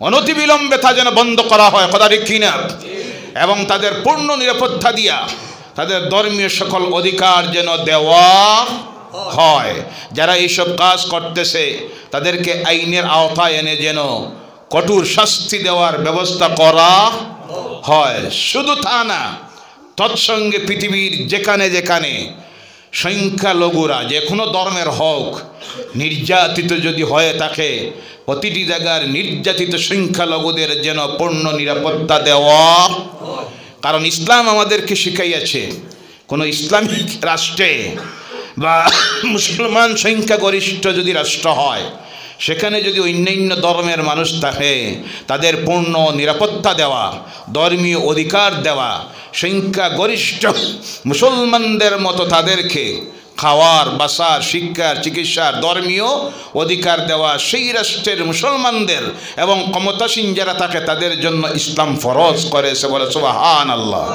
আরো জোরে বলেন সুবহানাল্লাহ। ভাইয়েরা আমার, বলতেছিলাম জিহাদ। জিহাদ শব্দের অর্থ হলো প্রতিবাদ করা। কি করা? প্রতিবাদ করা, প্রতিরোধ করা, এরপরে প্রচেষ্টা করা, সাধনা করা, চেষ্টা করা। আরও ভালোভাবে বুঝেন, একটা ছাত্র পরীক্ষা দিবে, কি দিবে? সারা রাত পড়তেছে 12টা 1টা পর্যন্ত, ওই যে চেষ্টা করতেছে, এই চেষ্টা করাটা তার জন্য হলো জিহাদ। তার জন্য জিহাদ। একজন মানুষ ব্যবসা করে, ব্যবসায় ফেল মারে, বারবার চেষ্টা করতেছে ব্যবসা প্রতিষ্ঠিত করার জন্য, ওই যে চেষ্টা যেটা করতেছে এইটা তার জন্য জিহাদ। সমাজে মদ চলতেছে, সুদ চলতেছে, জেনা চলতেছে, আল্লাহর নাফরমানি চলতেছে, সাম্প্রদায়িকতা চলতেছে, কিছু মানুষ মিলে এর বিরুদ্ধে প্রতিরোধ গড়ে তুলল, এর নাম হলো জিহাদ। আমরা জিহাদের অর্থ না বোঝার কারণে কিছু মানুষ বুঝে জিহাদ হইল অন্য ধর্মের মানুষ মারা, তাদের উপর জুলুম অত্যাচার করা, ইসলামীটা শিখাইছে। এইভাবে কোনো জিহাদ ইসলামিক অন্যায়ের বিরুদ্ধে প্রতিবাদ করা, প্রতিরোধ গড়ে তোলা, চেষ্টা করা, সাধনা করা, জায়গায় জায়গায় যখন যে পরিস্থিতি আসবে, জিহাদকে যে জায়গায় প্রয়োগ করা হবে শব্দকে, সেখানের পরিস্থিতি বুঝে তার অর্থ তোলা হয়। কথা বোঝা যাক।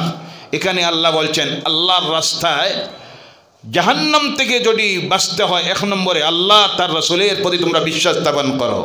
2 নম্বরে আল্লাহর রাস্তায় সংগ্রাম করো, তোমাদের নিজের জান এবং তোমাদের মাল দিয়ে আল্লাহর রাস্তায় তোমরা সংগ্রাম করো।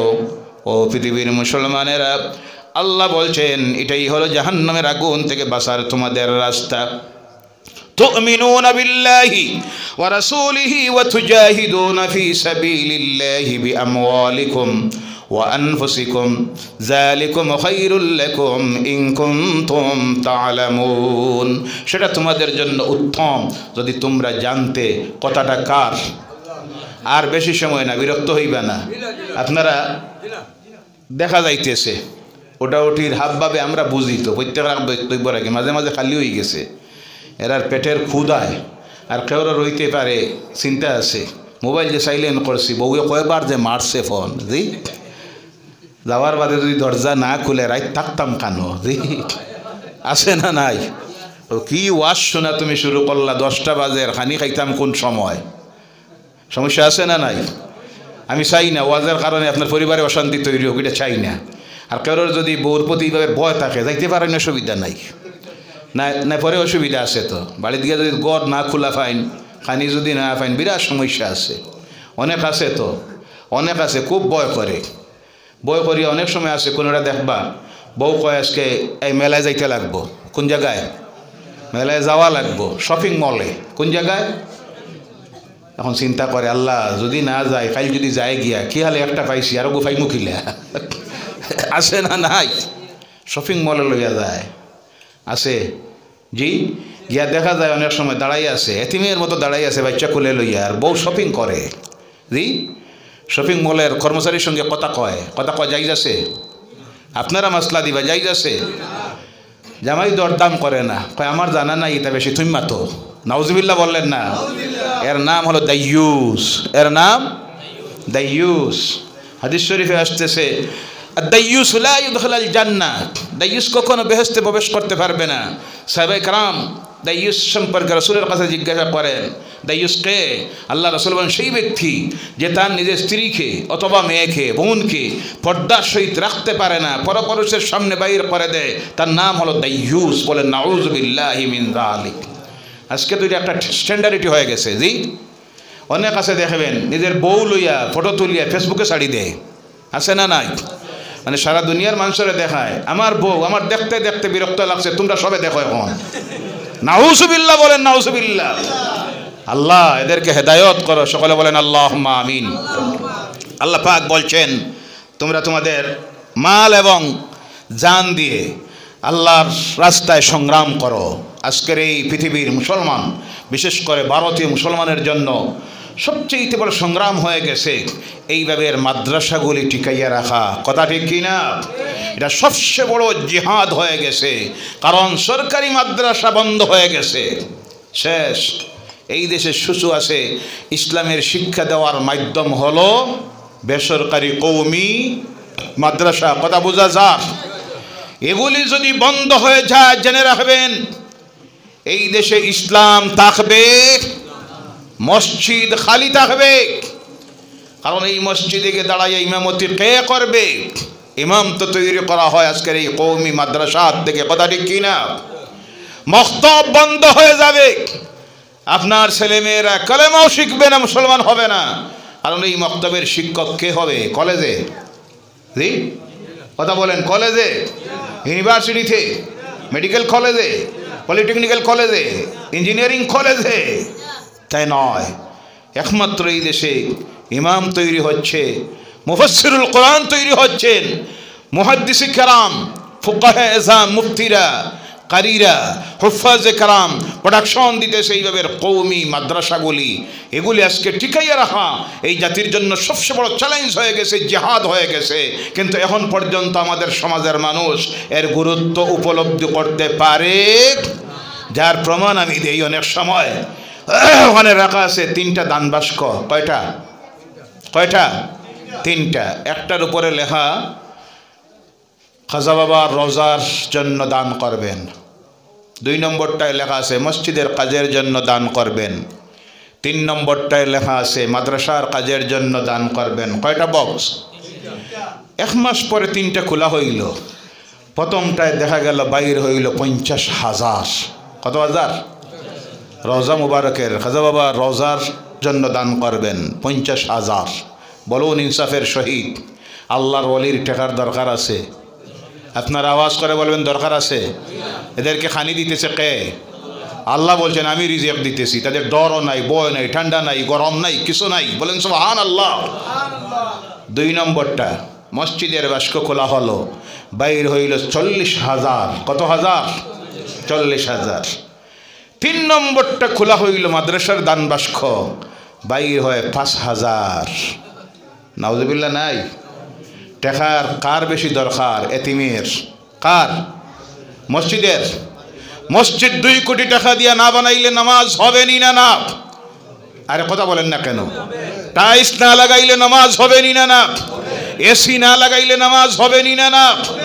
মাদ্রাসা যদি বন্ধ হয়ে যায়, এতিম, মিসকিন, অসহায় বাচ্চাগুলি বেশিরভাগ খানি নাই, ঘর নাই, ইলেকট্রিক নাই, এরপরে বিছনা নাই, কিতাব নাই, ঔষধের ব্যবস্থা নাই, যাদের সবচেয়ে টাকার প্রয়োজন সেখানে বাইর হইল 5,000।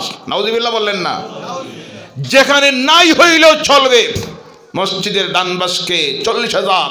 আর যেখানে 1 টাকারও দরকার নাই, যদি মাদ্রাসা থাকে কোনো মাজারের সঙ্গে সেটা আলাদা ব্যাপার। 1 টাকারও দরকার নাই আল্লাহর ওলির। কোনোটা তো ইলো বেয়াদব আছে, মাজারের উপরে নিয়ে টাকা ছাড়ে, আছে না নাই? অলিরে দেখাইয়া দে, তুমি দেখ রাই না, আমি খেয়ে দিই, আর বালা করে দেখো। নাউজুবিল্লাহ বলেন। বেয়াদবের দল দেয়, যেখানে দরকার সেখানে দেই না। এখনো পর্যন্ত আমরা বুঝতে পারি নাই প্রয়োজন কার বেশি, এতিমের, মিসকিনের, যারা আমরা দিতেছি না। বেশিরভাগ তো মাদ্রাসার ছাত্র এতিম, মিসকিন, ফকির, এইভাবে ছাত্ররা এইভাবে পরিবার থেকে আসে। এদের সবচেয়ে বেশি টাকার প্রয়োজন। এখনো যদি জাতি সচেতন না হয়, আল্লাহ না করুক, আল্লাহ না করুক, এই কওমি মাদ্রাসাগুলি যদি বন্ধ হয়ে যায়, এই দেশে ইসলাম থাকবে, মওত হবে বিনা জানাজায়। বিনা জানাজায় দাফন করা হবে। কে আপনার জানাজার নামাজ পড়বে? আলিম নাই। আলিম প্রোডাকশন বন্ধ হয়ে যায় যদি, হাফিজুল কোরআন, কুররাউল কোরআন বন্ধ হয়ে যায় যদি, একদিন আসবে মারা যাবেন, জানাজা পড়ানির মানুষ খুঁজাইয়া পাওয়া যাবে? ভাবতেছেন আপনার ছেলে পড়াবে, আপনার ছেলে যে মক্তবে পড়বে, ওই মক্তবে কে পড়াবে তারে?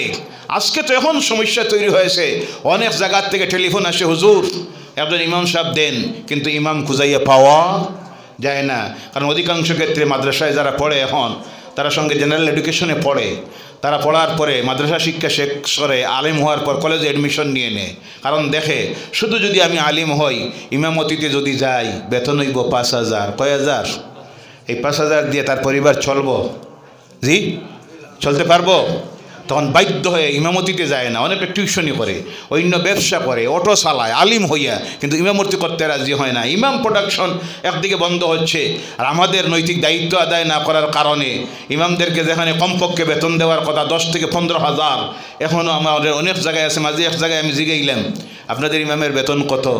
একজনে কয়, হুজুর এরিয়া খুব গরিব, এরিয়া খুব গরিব। আমাদের সমাজের মানুষ এক জায়গায় গেলে গরিব হয়, কোন জায়গায়? মসজিদে গেলে। কোন জায়গায়? মসজিদে দেখবেন শুক্রবারে মসজিদের কাজের জন্য বাটি আটা নিয়ে হয়। জি, অনেক আছে 1 টাকা পর্যন্ত দেয় না। সপ্তাহে যদি 10 টাকা দেয়, মাসে কত যায়? 40 টাকা। কত টাকা? হিসাব বুঝুন তো আপনারা। করিমগঞ্জ জেলার মানুষ হিসাব বুঝলে না কারা বুঝতো? আলহামদুলিল্লাহ, সবচেয়ে বেশি বহির্বিশ্বে এবং প্রতিবেশী বিভিন্ন রাজ্যে ব্যবসা সূত্রে কোন জেলার, বরাকের কোন জেলার মানুষ বেশি? করিমগঞ্জ জেলার। বলেন আলহামদুলিল্লাহ। এটা একটা খুশখবরি সৌভাগ্য। মক্কায় গেলে পাওয়া যায়, মদিনায় পাওয়া যায়, জিদ্দায় পাওয়া যায়, দুবাইতে পাওয়া যায়, আবুধাবিতে, কুয়েতে, কাতারে, আছে না নাই? আলহামদুলিল্লাহ। বলেন আলহামদুলিল্লাহ। এই যে মানসিকতা আমাদের পরিবর্তন হচ্ছে না, যখন আমরা কিন্তু এক জায়গায় গেলে মানুষ গরিব হয়, মাদ্রাসায় দিতে চায় না, মসজিদের ইমামের বেতন দিতে চায় না, ইমামের বেতন বাড়াইলে হয় মানুনি মারিলাইতা, 200 টাকা হইলে দিতে চায় না, ভালো উপযুক্ত ইমাম রাখতে চায় না, 3,000 টাকা দিয়ে বিভিন্ন জায়গায় আজকে ইমাম রাখে। বলেন নাউজুবিল্লাহি মিন যালিক। যে সময় একটা মানুষের ঘরে নাই করে মোবাইল আছে 3টা, কয়টা? রিচার্জ করতে মাসে কত লাগে? তাহলে হইছে কত মাসে? 1,000, 1,050 করেনি না? আগে না বাদে? পয়সা আগে দেওয়া লাগে না বাদে? ইমামের বেতন আগে না বাদে? এরপরে বাদেও দেখ না। নাউজুবিল্লাহ। বলেন নাউজুবিল্লাহ। মোবাইলের রিচার্জ আগে দিতে পারে, না দিলে বউ ফিটাইব। অনেক আছে তার নিজের মোবাইল নাই, বউর আবার আছে। জি, আছে না নাই? আমি একটা এখনও লইতে পারছি না, কিন্তু না দিলে সমস্যা আছে, দেয়। বলুন তো, আপনার বউয়ের 10,000 15,000 টাকার দামের মোবাইলের প্রয়োজন আছে? কথা বলেন, আপনারা বলেন। নাই। আমার ঘরে একটা মাত্র মোবাইল। বলেন আলহামদুলিল্লাহ। কারণ ঘরে যারা আছে তাদের মোবাইলের দরকার নাই। আপনার স্ত্রীর প্রয়োজন, আপনি সকালবেলায় 9টার আগ পর্যন্ত আসেন, আপনার মোবাইল ব্যবহার করতে পারেনি না? সন্ধ্যায় আপনি ঘরে গেলেন, মেয়ের সঙ্গে কথা বলবেন, বাবার বাড়ির সঙ্গে বলবেন, আত্মীয়ের সঙ্গে, এই মোবাইলে হয়নি না? হয়। আপনি দিলা 20,000 টাকার মোবাইল খরিদ করে দিয়া, খবর নাই, চলতেছে ফোন আর ফোন, ফেসবুক, ইনস্টাগ্রাম, চলতে গিয়ে হঠাৎ আর একদিনের সঙ্গে বন্ধুত্ব হয়ে গেল, পরকীয়া প্রেম শুরু হলো। এরপরে খালি খান দেয়ার কয়, হুজুর 2টা তৈয়া গেছে গিয়া। নাউজুবিল্লাহ। বলেন নাউজুবিল্লাহ। এর জন্য দায়ী তুমি নিজে। ভাইয়েরা আমার, এর জন্য অনুরোধ রাখি, আল্লাহর ওয়াস্তে অনুরোধ রাখি, এই সময় আমাদের জন্য সবচেয়ে বড় জিহাদ হয়ে গেছে আল্লাহর দিনকে জমিনে টিকাইয়া রাখা, মসজিদগুলি বাসাইয়া রাখা। এই বাসানির জন্য প্রয়োজন হলো এইভাবে কওমি মাদ্রাসাগুলিকে জমিনে জিন্দা রাখা। এগুলি যদি বন্ধ হয়ে যায়, আল্লাহ না করুক, বলেন আল্লাহুম্মা আমিন। সর্ব অবস্থায় মুক্ত হস্তে আপনারা এই মাদ্রাসার প্রতিদান খয়রাত করবেন। আমি আজ থেকে কয়েক বছর আগে এই মাদ্রাসার প্রোগ্রামে এসেছিলাম, এখন আসার পরে শুনলাম মাঝে নাকি এই মাদ্রাসা কয়েক বছর বন্ধ হয়ে গিয়েছিল। নাউজুবিল্লাহ বললেন না? বড় দুঃখের বিষয়, পরিতাপের বিষয়। এলাকাবাসীর সচেতন থাকবেন, মজবুত কমিটি তৈরি করবেন। হুজুর কে আইলো গেল এটা আমার দেখার প্রয়োজন, যারে পছন্দ হয়ে রাখবেন, খেদমত দিবেন, রাখবেন। মাদ্রাসাগুলি বন্ধ করবেন। এক এলাকায় যদি একটা মাদ্রাসা দেখে, আর কিছু হোক না হোক, ওখান থেকে আল্লাহর কালাম কোরআনুল কারীমের যখন তিলাওয়াত হবে, যেই জায়গায় আল্লাহর কালামের তিলাওয়াত করা হয়, গোটা এলাকার প্রতি আল্লাহর রহমত নাজিল হয়ে যায়। বলো সুবহানাল্লাহ। যে এলাকায় আল্লাহর কালাম কোরআনের তিলাওয়াত করা হয়, যে ঘরের মধ্যে আল্লাহর কালাম কোরআনুল কারীমের তিলাওয়াত করা হয়, সেই ঘরে সেই এলাকা থেকে আল্লাহ সকল প্রকারের গজবাত বলিয়াতকে দূরীভূত করে দেয়। ভাইয়েরা আমার, আর বেশির থেকে বেশি কিছু যদিও না হয়, কমপক্ষে তো হতে পারে কোনো একটা মানুষ মারা গেল যখন এর জানাজার নামাজে গিয়ে তুলাবা এজাম যাকে বলা হয়, তালেবা বলা হয়, ছাত্র বলা হয়, গিয়ে জানাজার নামাজে যখন দাঁড়ায়, আল্লাহ রসুল বলছেন এরা যখন কোনো রাস্তা দিয়ে হেঁটে যায়, আল্লাহর দ্বীনের মুজাহিদ, তারা ইবনু সাবিল, তাদের জীবনটাকে আল্লাহ দ্বীনের জন্য উৎসর্গ করে দিয়েছে, ইলম তলবের জন্য দ্বীনের কোরআনের রাস্তা দিয়ে যখন বাইর হয়, তাদের পায়ের নিচে আল্লাহর রহমতের ফেরেশতারা ডানা বিছাইয়া দেয়। সুবহানাল্লাহ বলেন। এরা যখন কোনো কবরস্থানের কিনারায় যায়, গিয়ে দাঁড়াইয়ে বেশি থেকে বেশি নয়, সূরা ইখলাস যদি 3 বার তেলাওয়াত করে, কয়বার?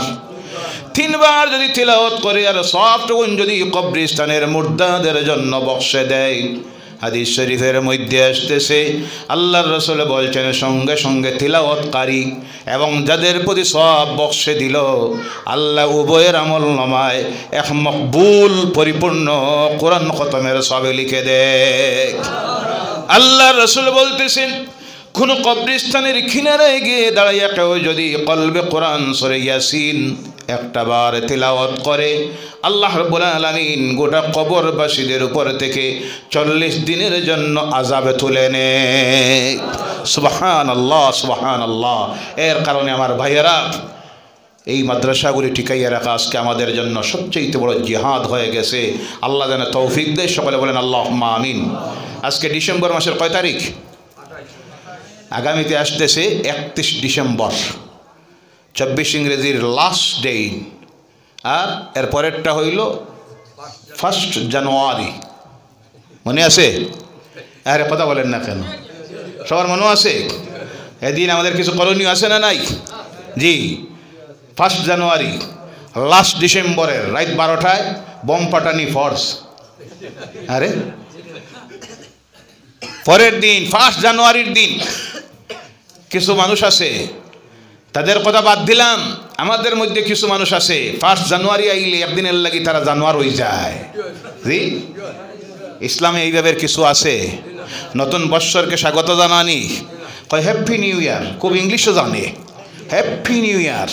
নতুন বছরকে স্বাগত জানায়, জানানির জন্য দেখবেন গাড়িতে ফুল লাগায়, আছে না নাই? জি, ফুল লাগায়, পাহাড়ের কিছু গাছপালা আনিয়া ডাল লাগাইয়া দুনিয়ারে দেখায়, ও দুনিয়াবাসী দেখো আজকের দিনে আমি মানুষ নাই, হাইওয়ান জানোয়ার। এজন্য বনের ভিতরে ঢুকছি। নাউজুবিল্লাহ বলেন। কি অপসংস্কৃতি! খ্রিস্টানেরা 1 জানুয়ারিকে স্বাগতম জানায়, কারণ তাদের কাছে নতুন বৎসর শুরু হয় 1 জানুয়ারিতে। বাঙালি হিন্দু ভাইয়েরা যারা, তারা বাঙালি হিসাবে তারা এই নববর্ষ 1 বৈশাখ। কোন বৈশাখ? 1 বৈশাখ। আমাদের প্রথম পরিচয় আমরা কি? আমরা মুসলমান। আমরা কি? 2 নম্বরে আমরা ভারতীয়, 3 নম্বরে আমরা বাঙালি। কয় নম্বরে? 1 নম্বরে আমাদের পরিচয় আমরা মুসলমান, 2 নম্বরে আমরা ভারতীয়, 3 নম্বরে ভাষাগতভাবে আমরা হলাম বাঙালি। আমাদের 1 নম্বরে যদি মুসলমান হয়, আমাদের নববর্ষ শুরু হয় 1 মুহররম। কোন মুহররম? আর ইসলামে কোনো নতুন বছর ডে স্বাগত জানানির দরকার নাই, আর পুরাতন বছর ডে বিদায় দেওয়ারও আসতেছে যাইতেছে। এটা আমাদের জীবনের আমরা দেখার প্রয়োজন। আমার জীবন থেকে লস করেছি 1টা বছর। কয় বছর? আমার যে হায়াত ছিল 60 বছরের, 40 বছরের, এর থেকে 1টা বছর আমি হারাইছি। কি করছি দেখার দরকার। বিগত 1 বছরে কি করতে পেরেছি? কতটা নামাজ পড়েছি, কতটা তাহাজ্জুদ পড়েছি, তিলাওয়াত করেছি, দান খয়রাত, জিকির আজকার, সমাজের উপকারে, রাষ্ট্রের উন্নয়নে কি করেছি, এটা দেখার প্রয়োজন। নতুন বছর আসলে আমার প্ল্যান নেওয়ার প্রয়োজন যে আগামী বছরে আমি 1 ওয়াক্তের নামাজ ছাড়বো না, এই রমজানে একটা রোজাও ছাড়বো না, বেশি করে তিলাওয়াত করবো, জিকির আজকার করবো। এই নিয়ত করার দরকার আছে না নাই? তাছাড়া হতে পারে নতুন বছর আসতেছে, ইসলামে নাই।